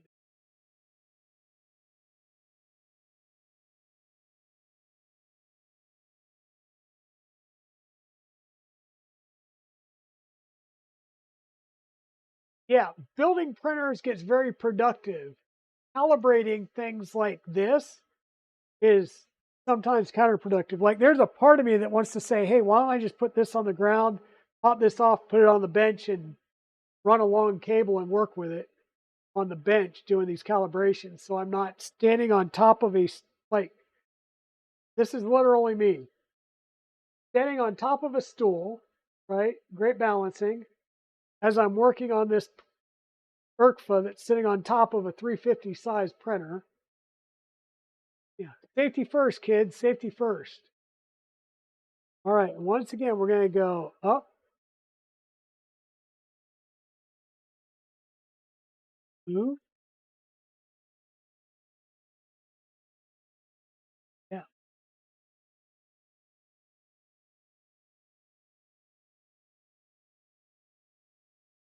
All right, we're pretty lined up there. Now, now we'll come up here. We will grab this command yet again. Copy, come over here. Tell our arm to move up so we can load our filament all the way through to the front of our ECAS fitting here. See? Filament. Now I'm going to push that back in until it's lined up right with the front of our ECAS. Now I'm going to tell it to move my arm back down, which should put rearward pressure on this. And basically, you see what this is doing, right? Basically what that servo is doing is hitting this rear lip and pushing it down and back, which is engaging the drive gear. When it goes into the up motion, it kind of pushes it forward and lifts it up. And then it hits this back nub and pushes it down, which would engage the drive gear. So now, if everything's good, right click here, say paste, and we're going to tell it to move 100, and hopefully it moves 100. We didn't move anything, and then we heard the wheel, where we kind of over torqued it some. Now, one thing I do want to do is I did up the current on the motor the last time. So that's under hardware. So by default, no, I take it back. I upped the selector. I did not up um, the gear stepper. So this is sitting at 0.5 amp. Let's up it a little.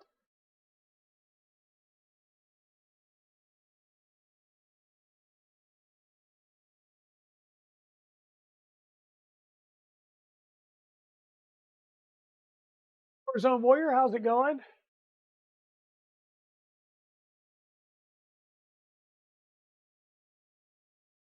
A little bit much, but it works. 1.4. Okay, are you running a NEMA 14 or a NEMA 17 gear drive motor?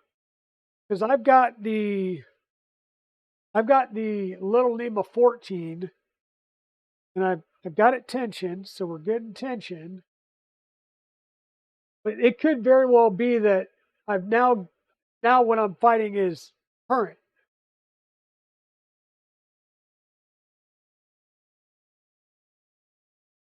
So we're going to do an up, a down, make sure it's engaged. Then we're going to tell it to move 100. All right, so we're starting to go, and then we get the whine. And I think the whine is we're stalling the motor. So you're running a NEMA 17 with a 2209. Okay. Yes, this is the NEMA 14.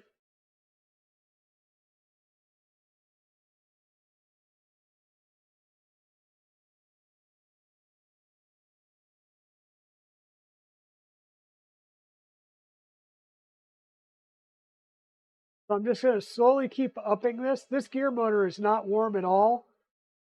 It's normally not engaged unless it's, it's doing an actual feed.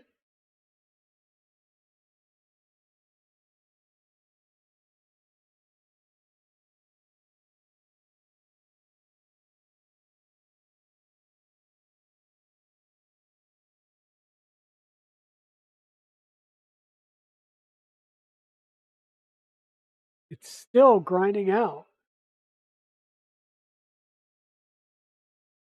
So this is in the down position, and I'm able to move this pretty easily by hand, and it's not moving the gear, but if I rotate the gear by hand, yeah, it's not ripping.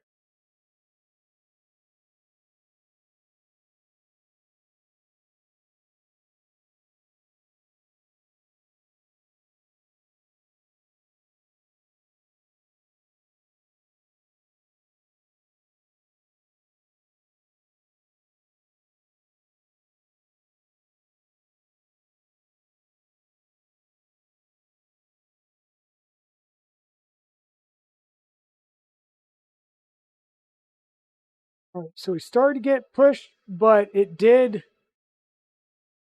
It's also whining out again.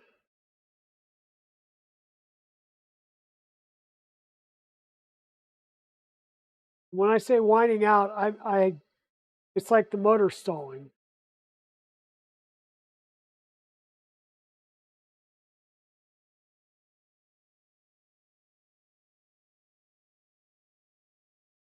So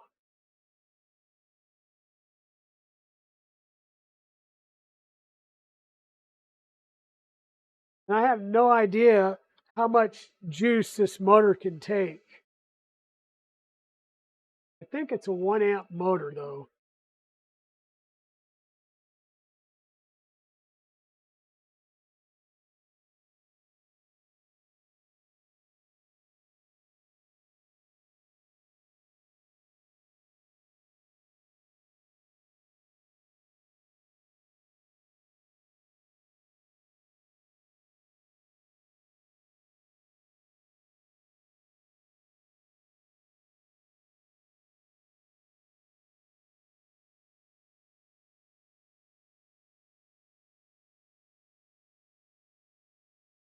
All right, we're still getting a whine, not as bad.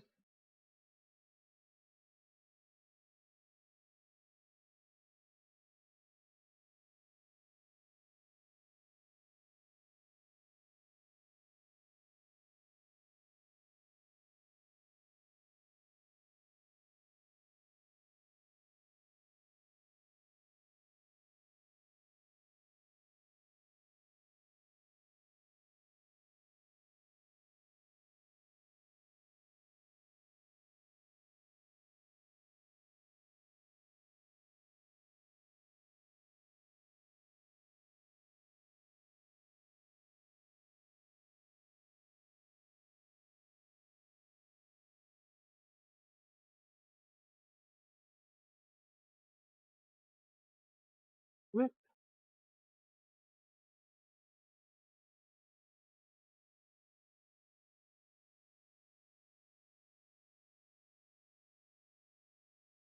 Yeah, I think I'm just gonna have to like really kick some current at this thing.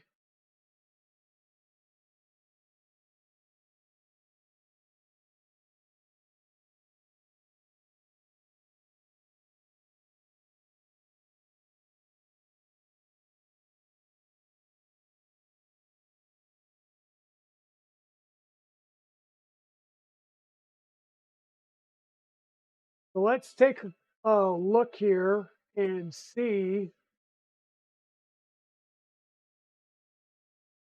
So this is a 14HS 11 1004S bunch of numbers. Yeah, NEMA 17. This does look like a stepper online. NEMA 17.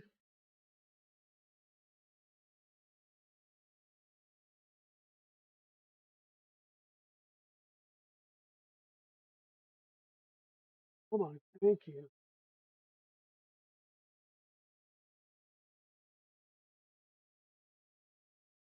Yeah, 1 amp rated current.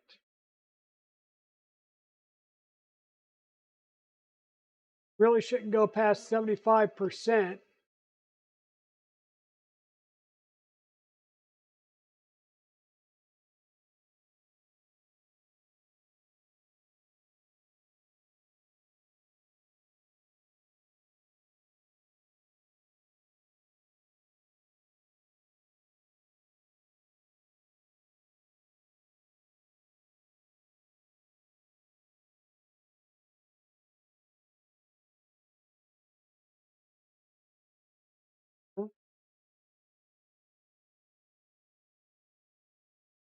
Gear motor, I've got it at 0.8 already.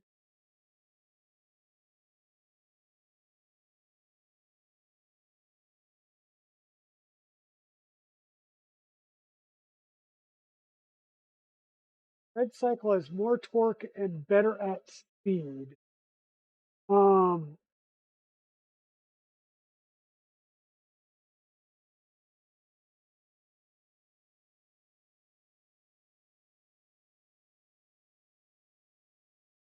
I mean, this was default config, so I would think that I wouldn't have to change like interpolate or the stealth chop threshold.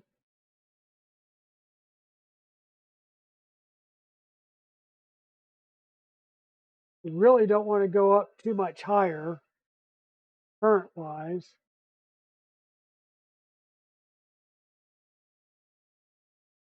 Because I've never had to, and I mean, this is a standard gear motor.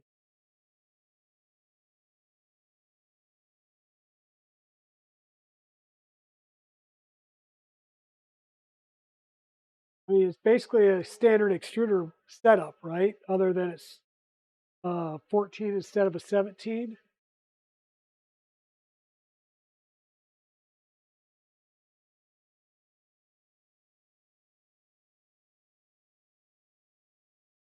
And it's still winding out. It's going most of the way and then winding out.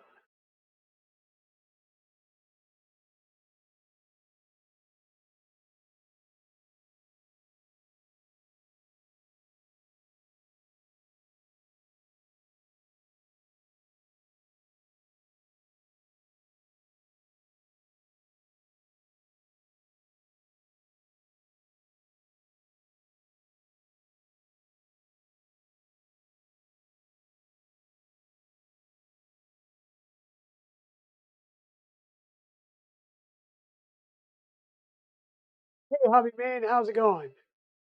Yep, this is the frustrating side of things. Um,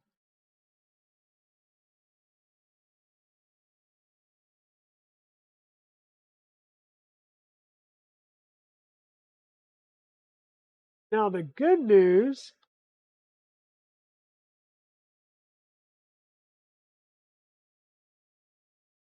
is that I think the only thing that we have to change to switch this from a NEMA 14 to a NEMA 17 is the one end part. This one end part, because this is the motor mount right here. So this part up here would be different if you went with a 17. Everything else would stay the same, so I'd have to take this part off, which, pull the handle, here's how easy this is. Pull the handle, of course, undo the wire that goes all the way underneath and into the enclosure. But we could pop this off, and I've got a NEMA 17 over there. So that is an option. I have a NEMA 17 pancake over there.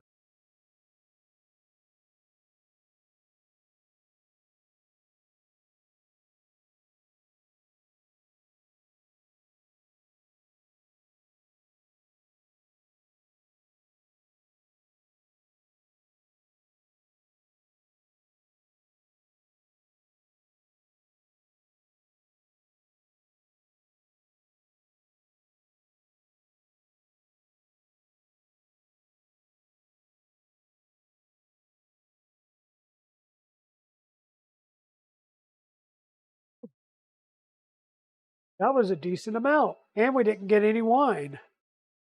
Now let's see how far we went.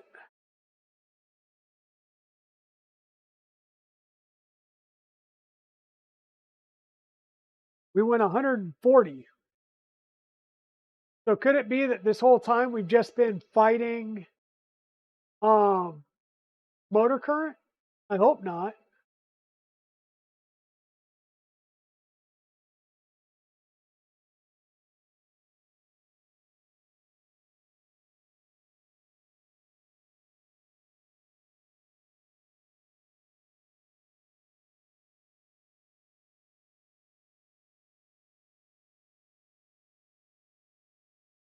I'm going to push that up, pull this back through.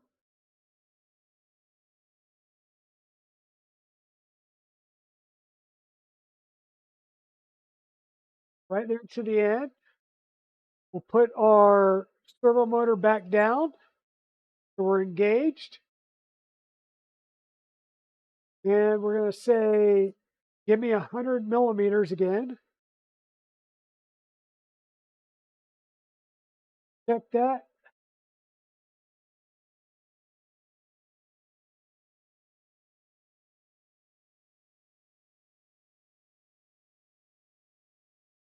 .103. So let's change this to 103. Let it recalculate.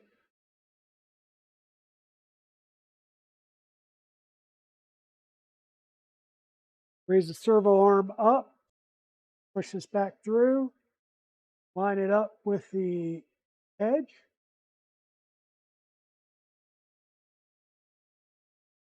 Servo arm down.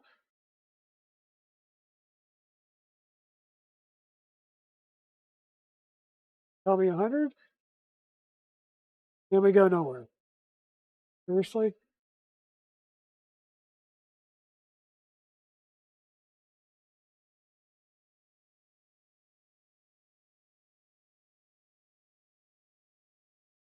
So the servo did not go into the down position. Here's up. Now it went into the down position. Okay. Went to the move position for whatever reason. So let's try this again.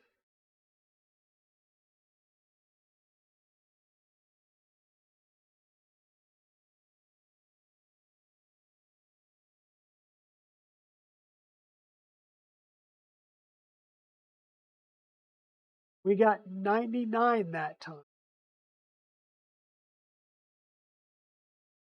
Go up, push this back. I want to see if I get 99 again.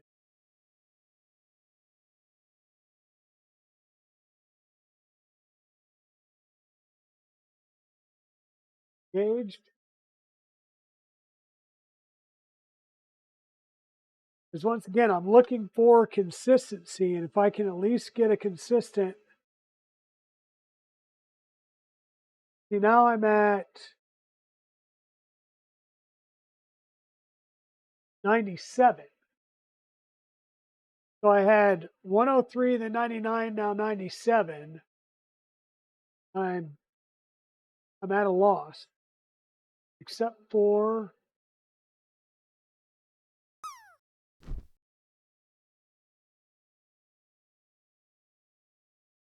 no, I'm not feeling like a dead spot on here. Raise it back up. We'll pull it back in. Because once again, we're looking for consistency. Servo's down.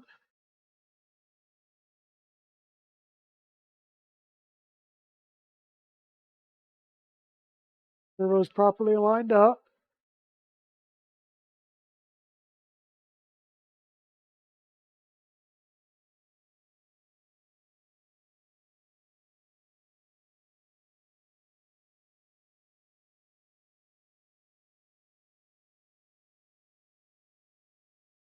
All right, well, we got 97 twice in a row, so that's good.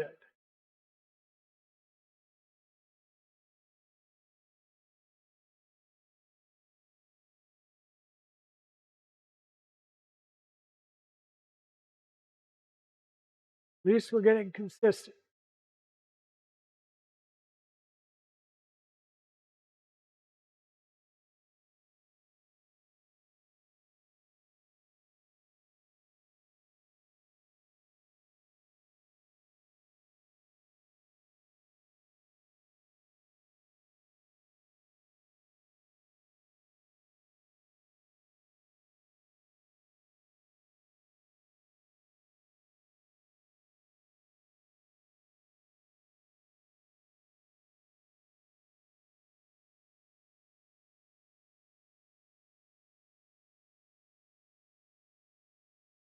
$99.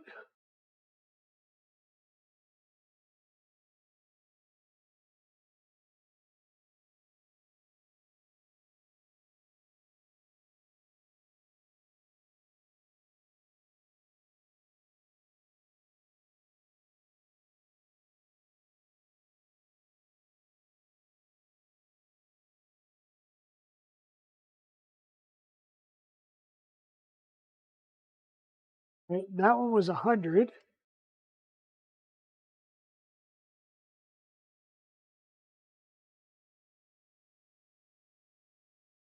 How's it going, Stephen Poole? Hope you're doing well.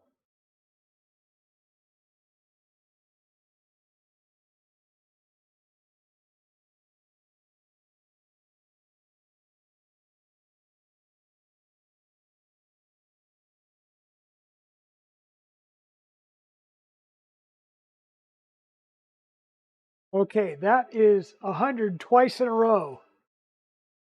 So we have been on for 2 hours and we've made it like one step. Woohoo!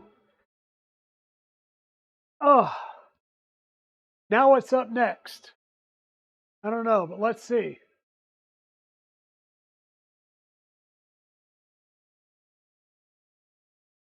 Yeah, progress. Woohoo! That's what I'm saying. This is literally the hardest part of MMUs. Building the MMU isn't the hard part. The hard part is calibrating it appropriately. Because if you get it calibrated and consistent, it gets so much easier. So now we need to calibrate your encoder if your MMU has one like the ERCT. This does have the encoder, right? Why we got the little angry face up here.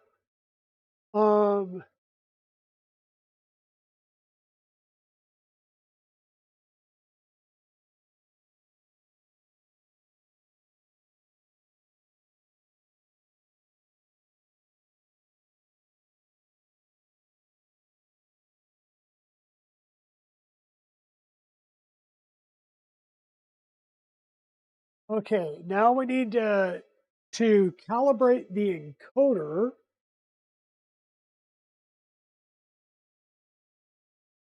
let's see, refit the button to the selector. You can insert the short length of filament the tube as you fit to same time. I have no idea what that means.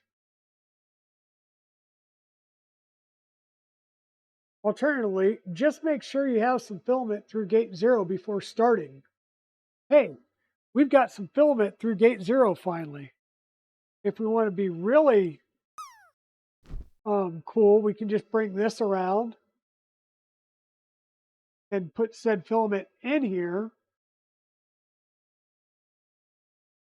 and do like that, just so it doesn't run all over our, even though we're getting scratches in here already from the wire on our tube. But we're now going to run an encoder command, and it's going to try and automatically test things.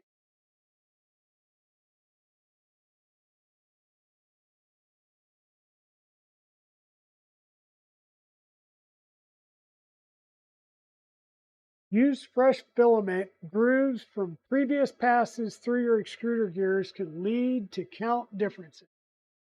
Yes. So rather than break it off, what I will do is just push a undetermined length through the tube.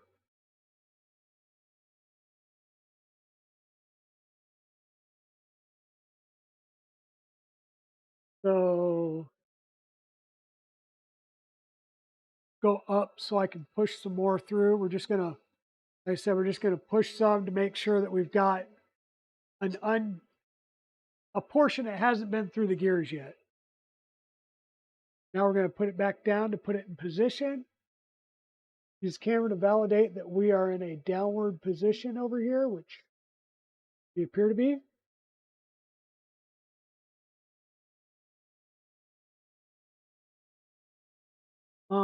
We'll copy that command in here, or paste the command in here to calibrate the encoder. And now, hey, Osito, how's it going?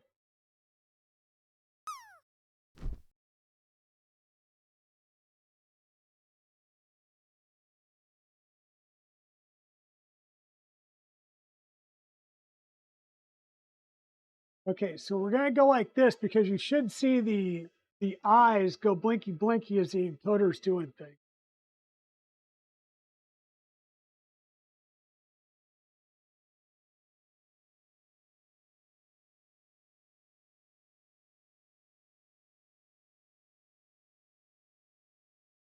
And that just pulled it through and then pulled it way out. So that did not work.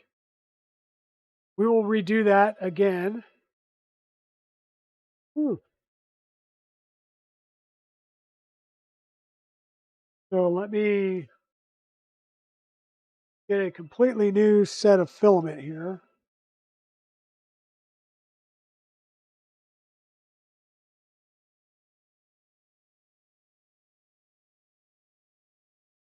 Really load up the buffer on. So be it. Oh,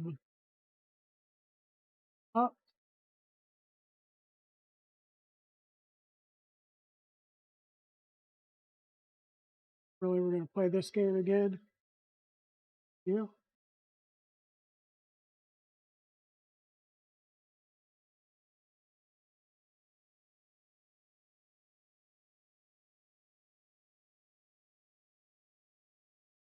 So we're in some determined length. Putting our arm back down. Let's try that encoder calibration again. So we stalled. So now it's going to push.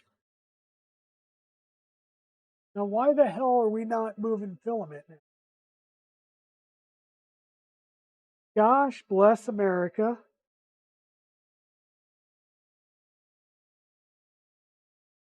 Because our servo did not go down all the way and lock.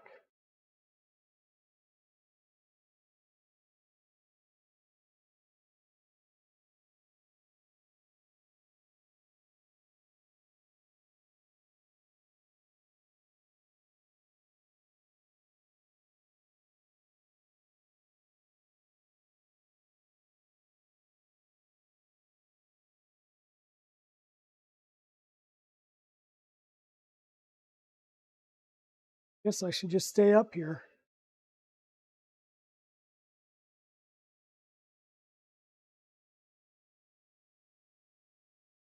The servo apparently feels the need to not maintain its repeatability.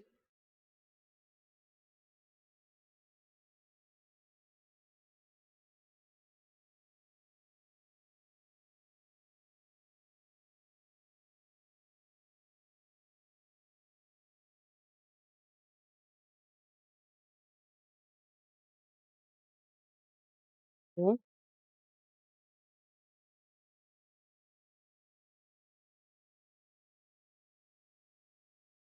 Filament's like right here.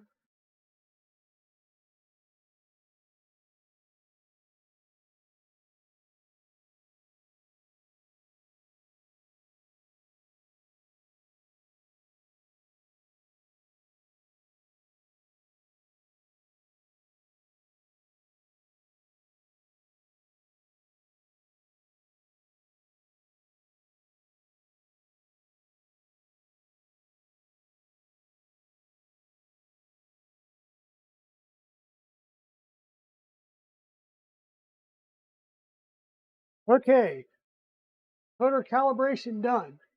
Now I'm just going to stay up here because I feel like if I get down again, it's going to cause me to have to get back up here anyhow. So that was good. Now calibrate Bowden length. Optionally, the last calibration before use. Here you can calibrate the length of your Bowden from MMU gate to extruder entrance, which is the top of the extruder. This is important because it allows the MMU to move the filament at a fast pace over this distance because getting to the more complicated part of the load sequence. To speed up this process, you need to give the calibration routine a hint of how far away the extruder is, but not exceeding the distance. A good rule of thumb is to manually measure the distance from exit to the entrance of your extruder. Subtract 40 to 50 millimeters from that distance.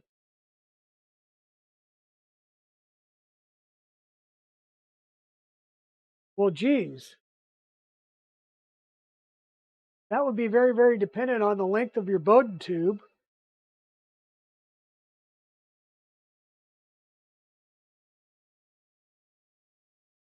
Oofta.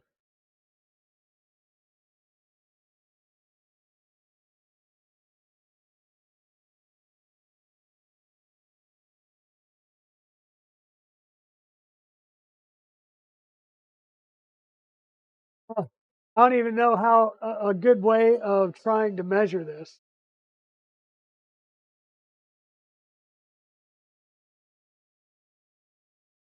A lot of matching today. Yeah. Okay. Let's see. We've got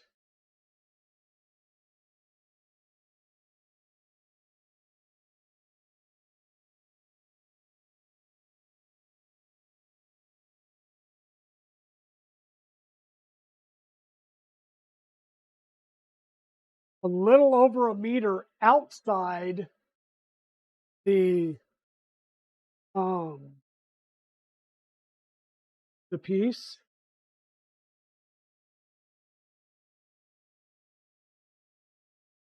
I'm going to have to do a little stretch here.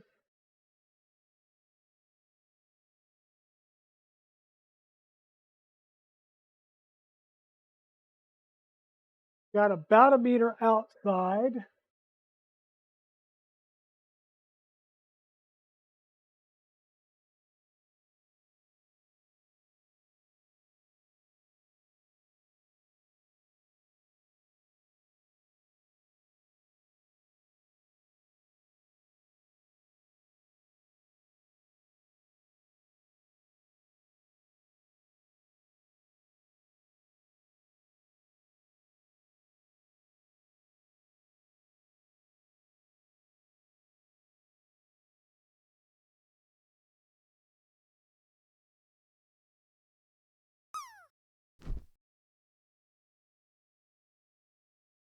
Math in Polymaker is bad.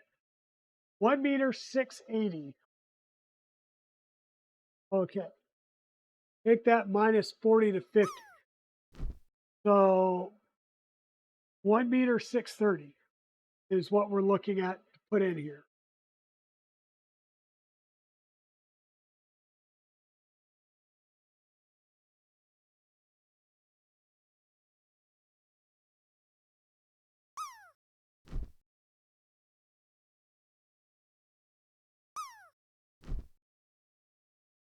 $16.30. We've got a little bit already started, so I will pull this back.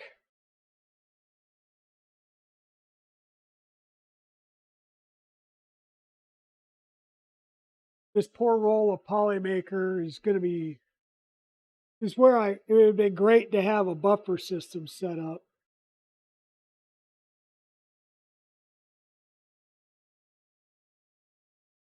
Live with that. We're going to bring this around like this.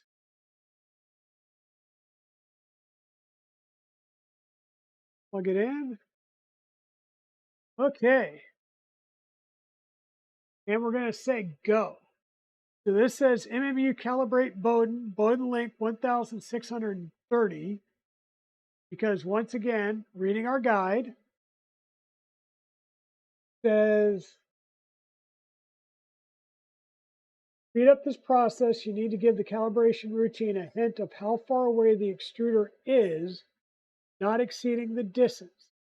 Good rule of thumb is to manually measure the distance from exit of the selector here to the entrance to your extruder.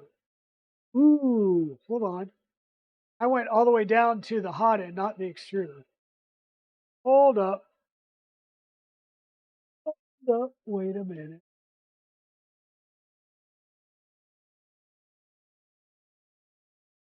Add for the short piece down there. Entrance of the extruder would be 40, so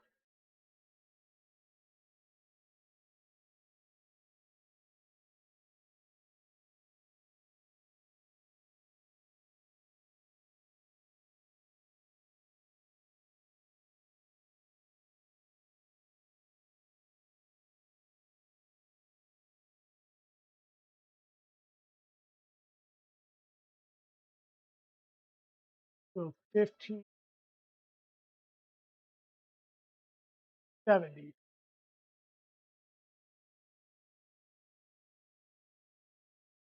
What really could go wrong, right?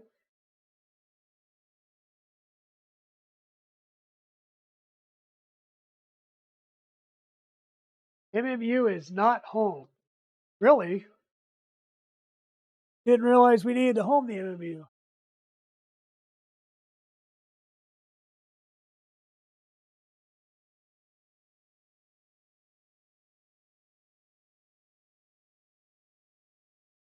Let's home the MMU.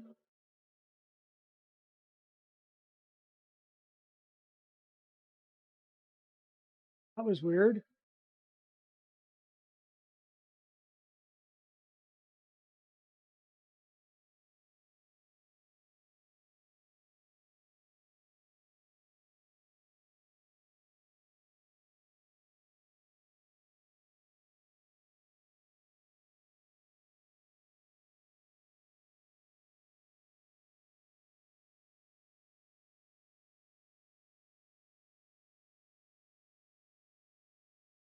Is going on now.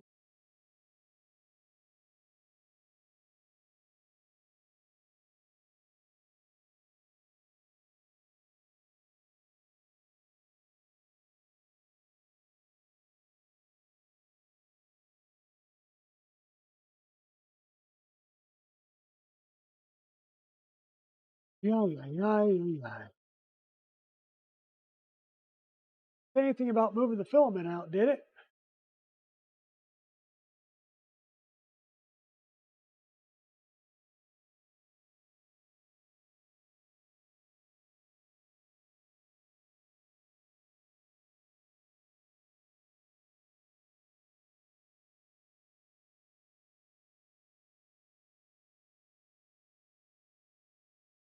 So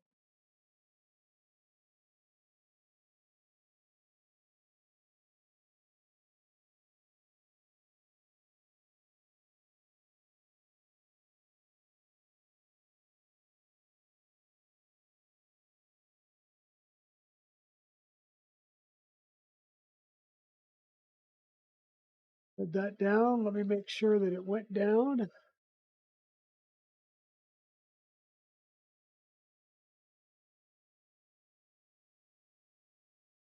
Sorry, folks, for the all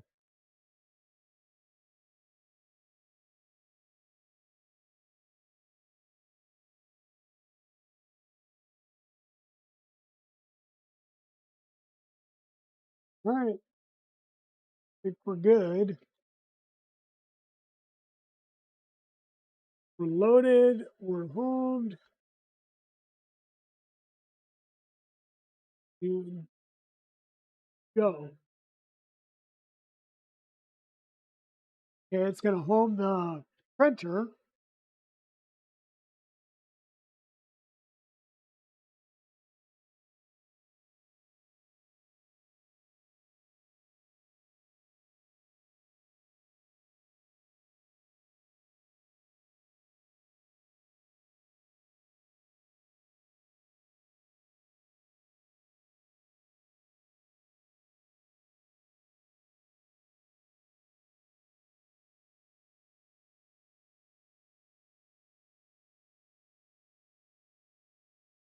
There it goes.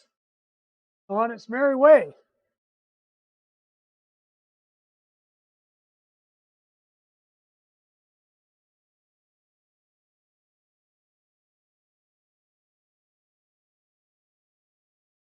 Almost.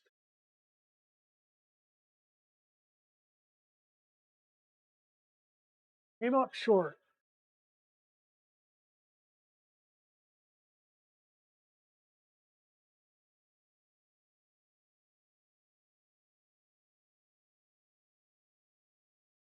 So that came up short.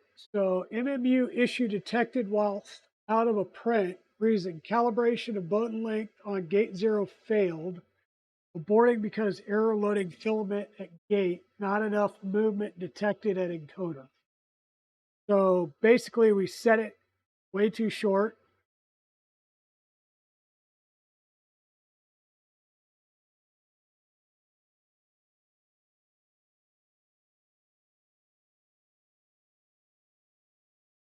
So let's go ahead and do it upright. We'll try it again.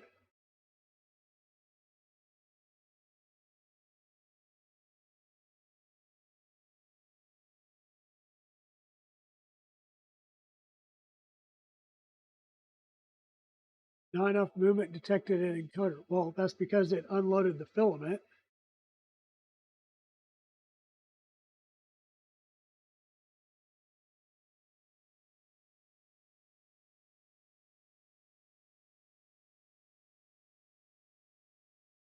Oh, I'm sorry. Hey, Royal Nomi. Hey, Darth Gollum. How's it going? We are testing out our tool changing capability, or not tool changing, our MMU, and trying to calibrate our MMU. And I think we're still a tad short of getting it done. We were close. We were almost to the tool head that time, and it did not detect enough movement at the encoder.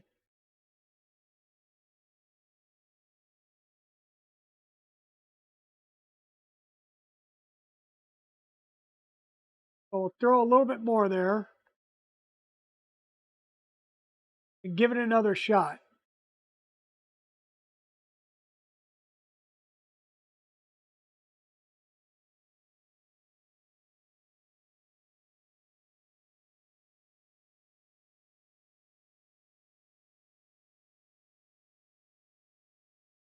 Yeah, yeah.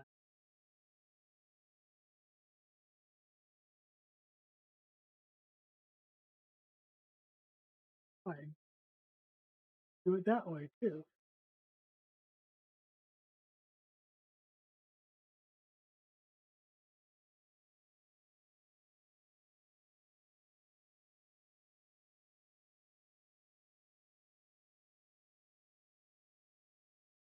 I really needed to run this through the buffer with this much.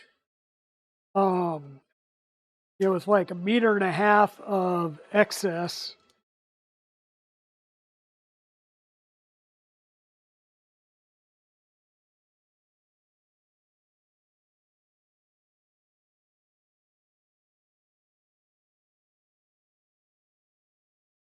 Bear with me here as I try and get my filament somewhat spooled back up.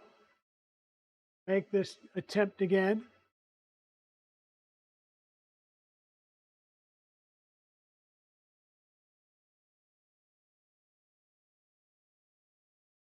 Okay.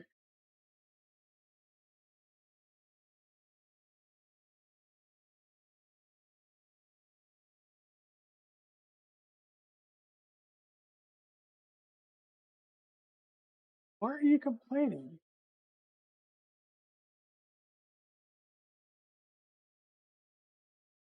What do you mean by not enough movement at the encoder? The movement at the encoder.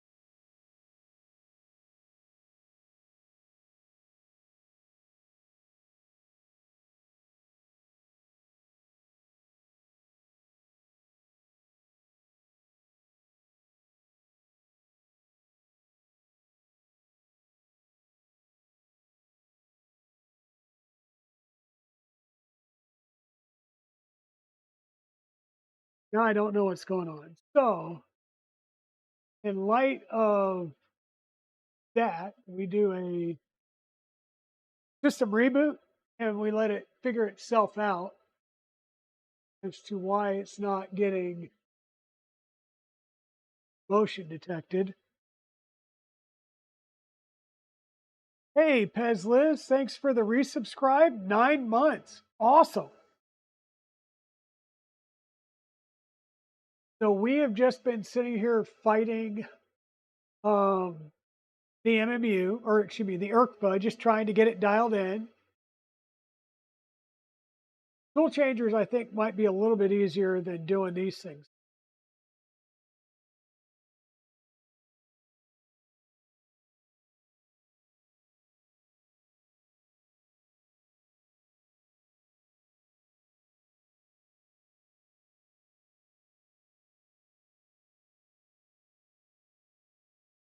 Okay, so we just kind of refreshed everything. Get everything freshly started here.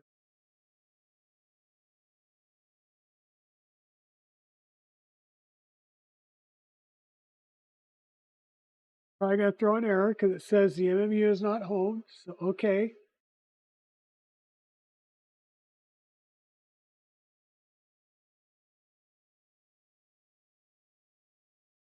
Just want to make sure I'm good and out of the filament path. Do an MMU home.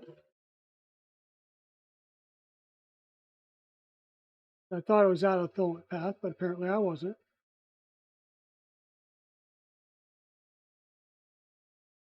Okay, tool 0 is enabled. Go up and say, hey, let's try this calibrate command again. We're going to hold the XYZ axis.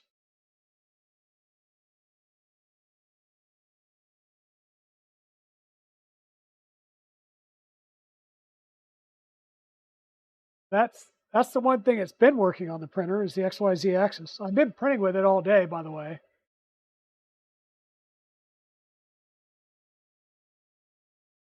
Now we're going to try and load the filament. It's right here. It just took an error saying that the encoder didn't register enough movement. So what the hey?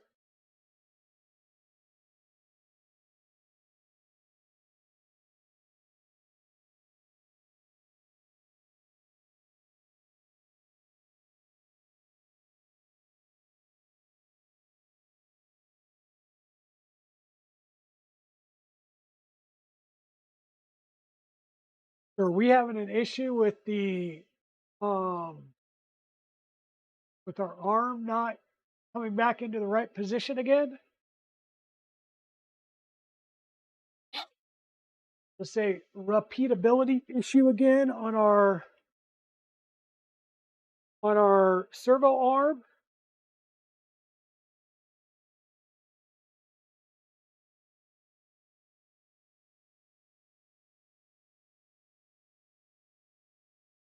Now that looks to be right.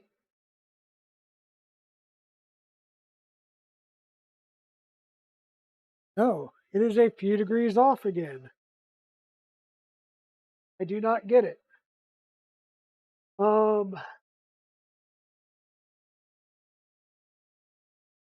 This is the thing that kills you is repeatability. So if this arm does not consistently come back to the right location, then we'll have these consistency issues. So we need to increase the down angle.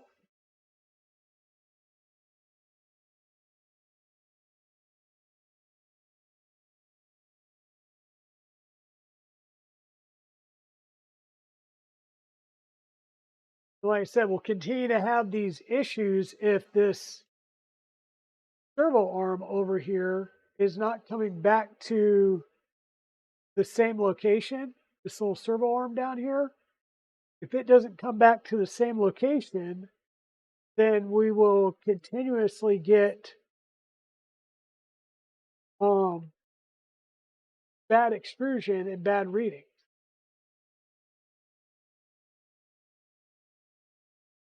And this is the thing that can be frustrating.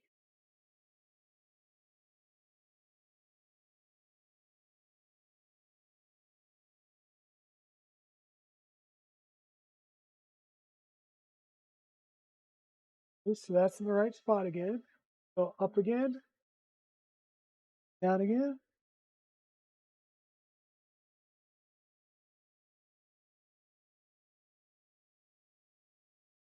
Now we're getting repeatable readings again.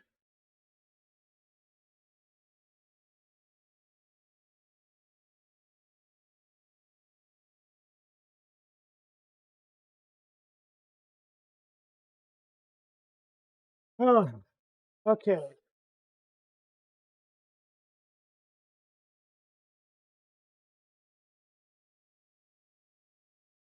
You tell me I need to home the MMU. Should have it out of the lane now, so when I do home MMU home,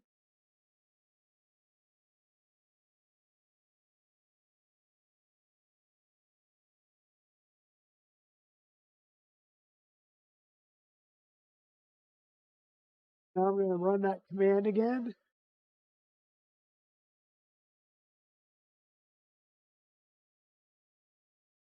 Home the XY because we just redid the firmware.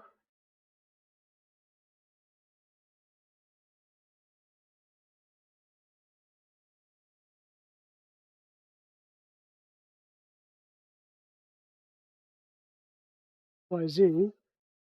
And go over to the front left of the printer. Engage the selector and then start pulling. And then complains because it's not getting movement.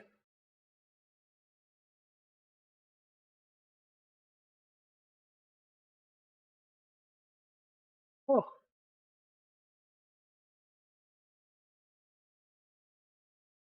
I see no happy lights here.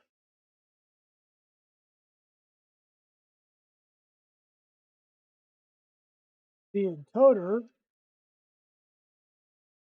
should be lighting up with movement, and my encoder is not responding.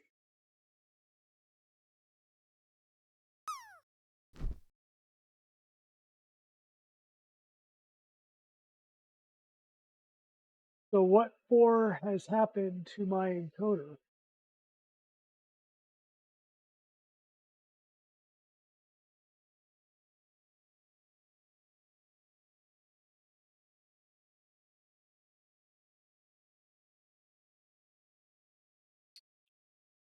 So troubleshooting has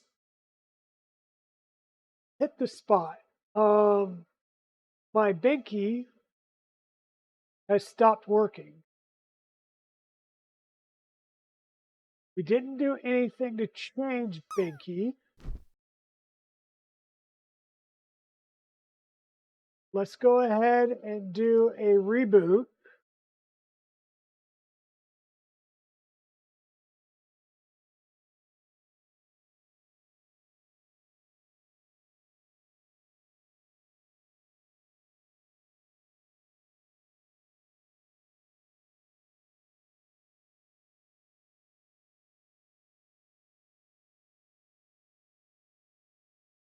And see if our lights come on after the reboot. Because if these lights don't come on, then we've got an issue that we can't solve until we replace the sensor that's in this selector, which means taking a whole bunch of stuff out.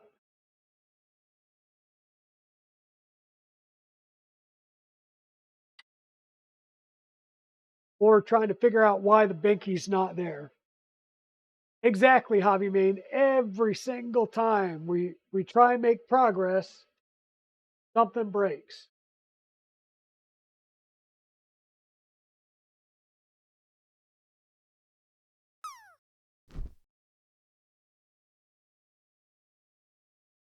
And I know some people were talking about having issues with Binky, so I'm not seeing lights here. And I just manually shoved filament through. So it is not picking up the filament here.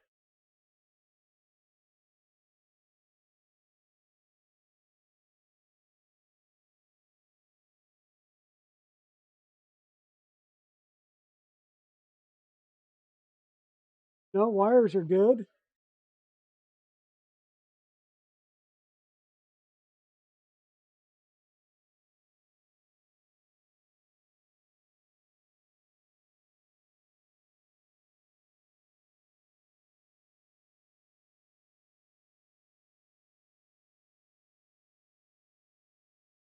Sorry about that. Seriously, MMU motor's off.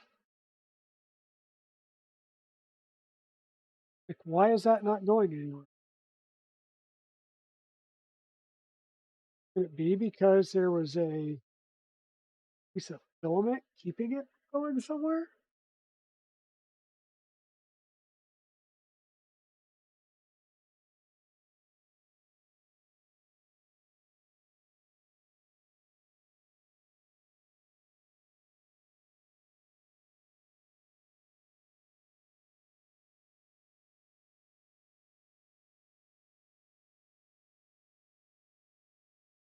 Okay, so we're going to have to figure that out. And by we, I mean me.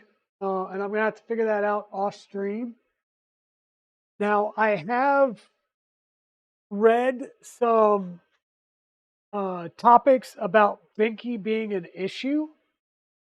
But I will have to dig into those and read up on those and probably have to order a new Binky. So Binky is the encoder sensor in here. I did make sure that the encoder wheel is the encoder wheel itself is printed in a black color. So it would be moving, but we're not getting any lights here, which is indicative that Binky has crapped the bed. Binky's left the building. So I'm going to have to see if I can't get Binky on order and get it overnighted, or if I can find one on Amazon that I can get here the next day, then we can continue on Thursday.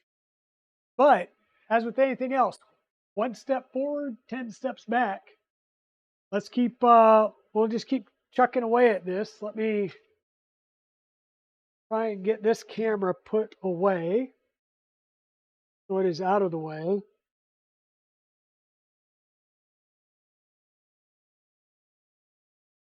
But we made progress. I will say that we did make progress. We had some frustrations, but we made progress.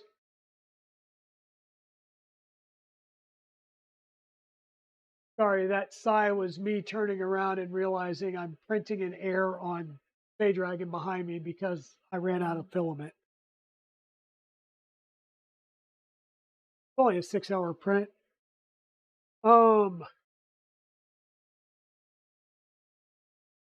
So yes, there should be a binky in the other kit. Good call.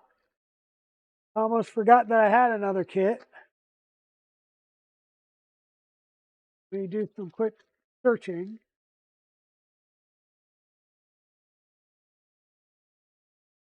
Oh,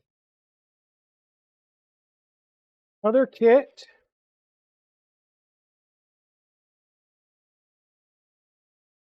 PCB binky version 104.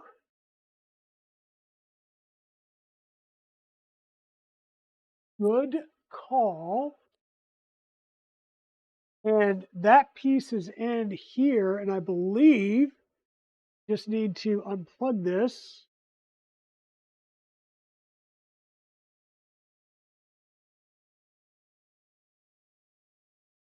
And I should be able to just undo the couple of screws here and take this off. Probably turn the printer off just to be on the safe side. I start undoing wires with it plugged in.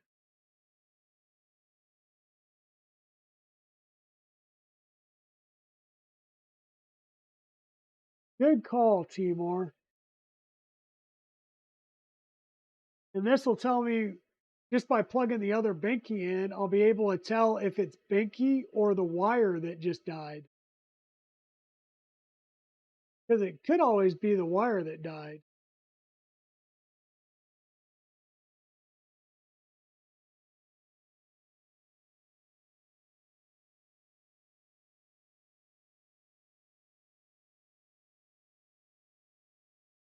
There's one screw. Other screw.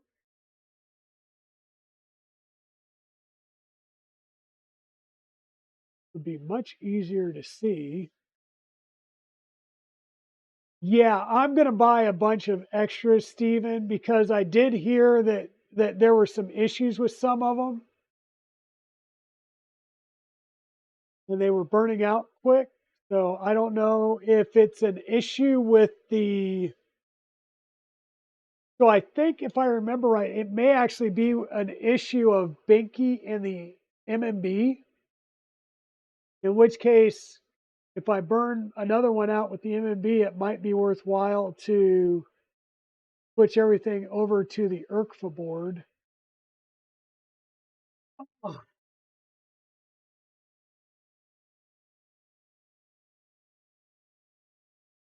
there we go.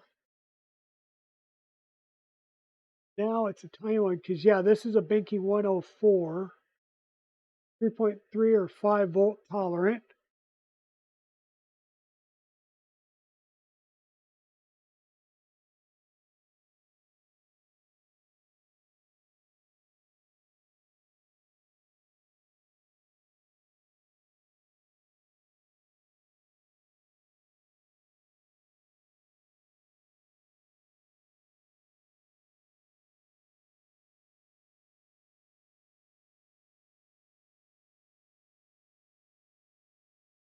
A quick look.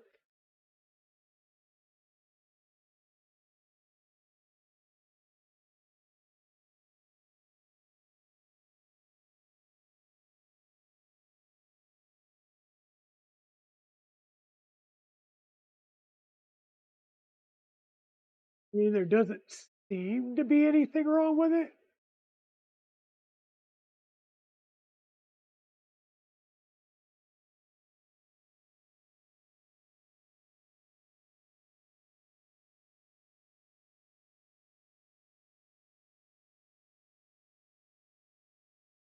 It just blows something out, but let me see if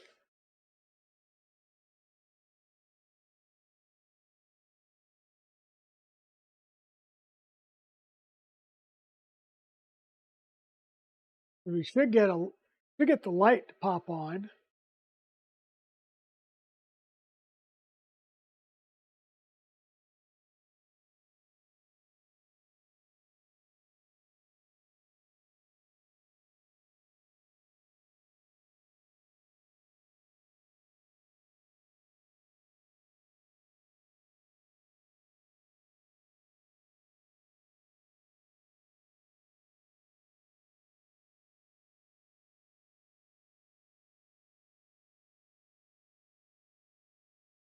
Okay, things are coming up.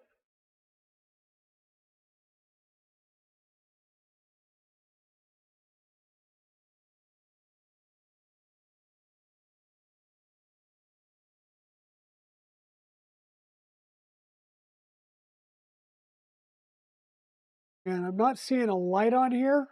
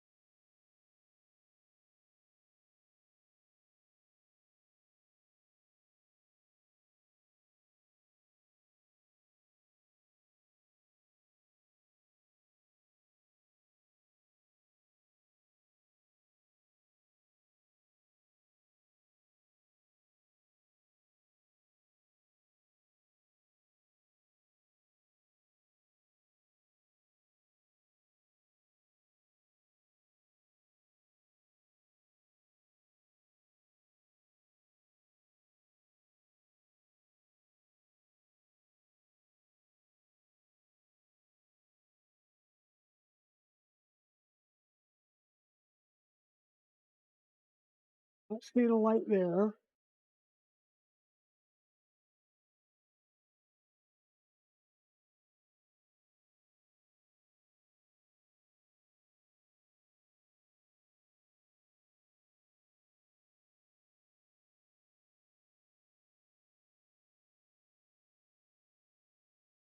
Still not seeing a light. We should have a light.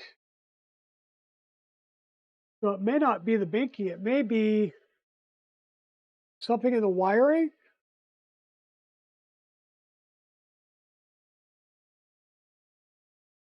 Servo wiring goes that way.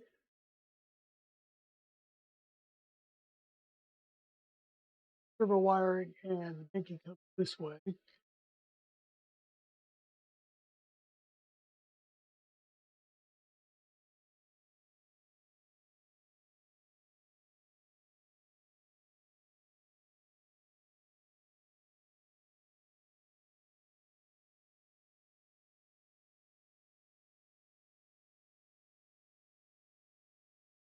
We're still not getting a light.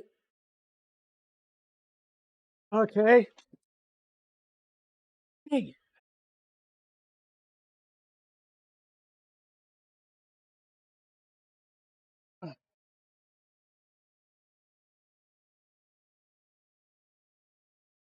Hopefully, I caught all of the bags, the little bags of things, but I just knocked over all of my, over all of my drivers. So give me 1 second to clean up my mess here real fast.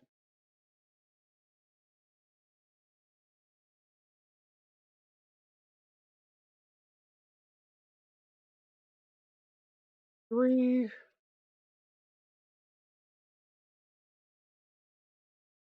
4, 3, 2.5, 2. 1.5 is up there.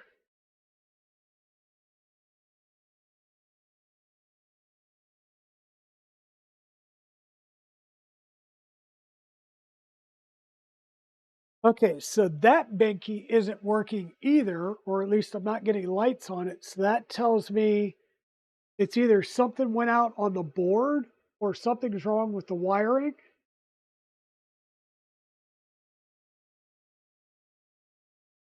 So I'll double check the wiring. I'll unplug it from the other side and I'll continuity check the wiring end to end. And then if that's okay and that's good, then it may just be an issue. I'll have to dig into that issue because I'm wondering if the MMB is, or that port on the MMB is giving out.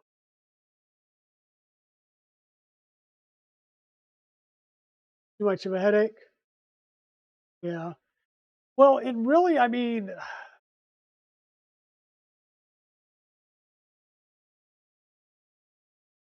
yeah, I don't know.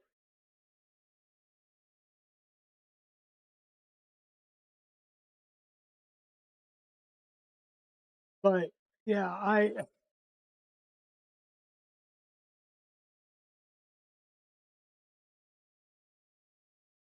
mean, the wire connectors on both ends seem fine. Nothing got pushed out.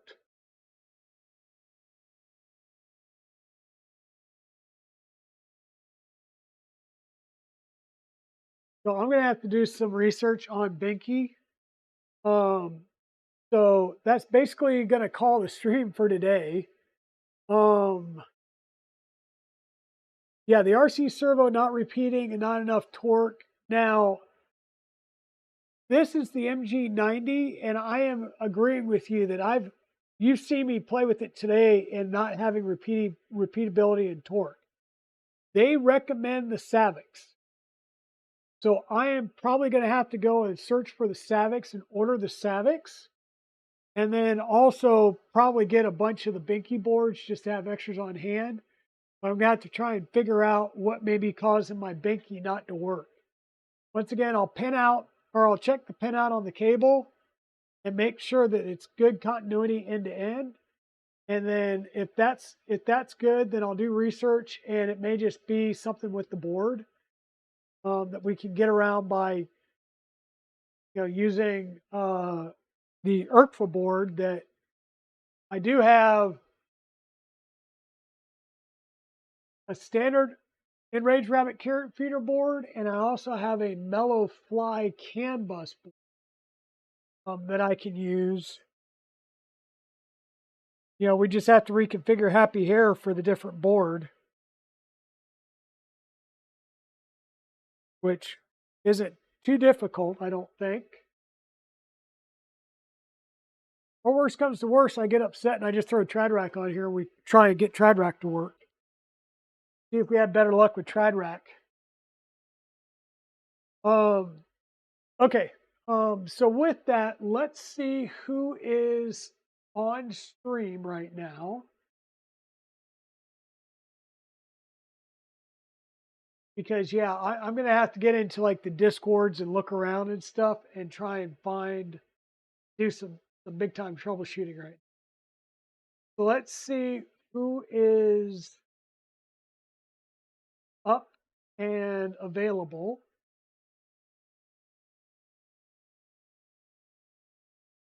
Whoop, whoop. Piano's up.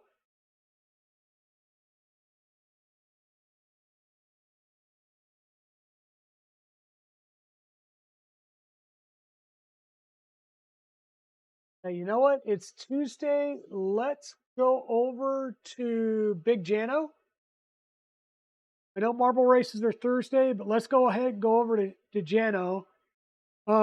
Yeah, like I said, I think this was the kit that was sent to me, so that's what I was going to try and make work. Now, if I need to swap out for the Savics, it's reprinting this selector part and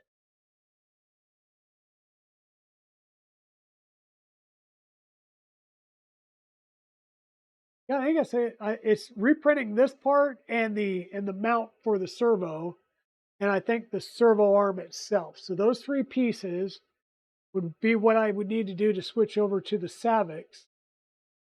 And I need to really figure out the encoder issue, because swapping that encoder and still having the same issue, now I'm wondering if this Binky did go bad or if it's a wiring or a board issue. So I'll track that down. But let's go over and raid Big Jano. Let's check out and see what he's working on today. Thanks everybody for being here. I'll do some research between now and Thursday, and we'll come back Thursday and we'll try and make some more progress on this. If not, we will switch to something else if I'm waiting on parts. So thanks everybody for being here. Thank you for coming out and seeing the joys that a MMU can bring to your life. And we will see you guys on Thursday. Thanks everybody. Bye now.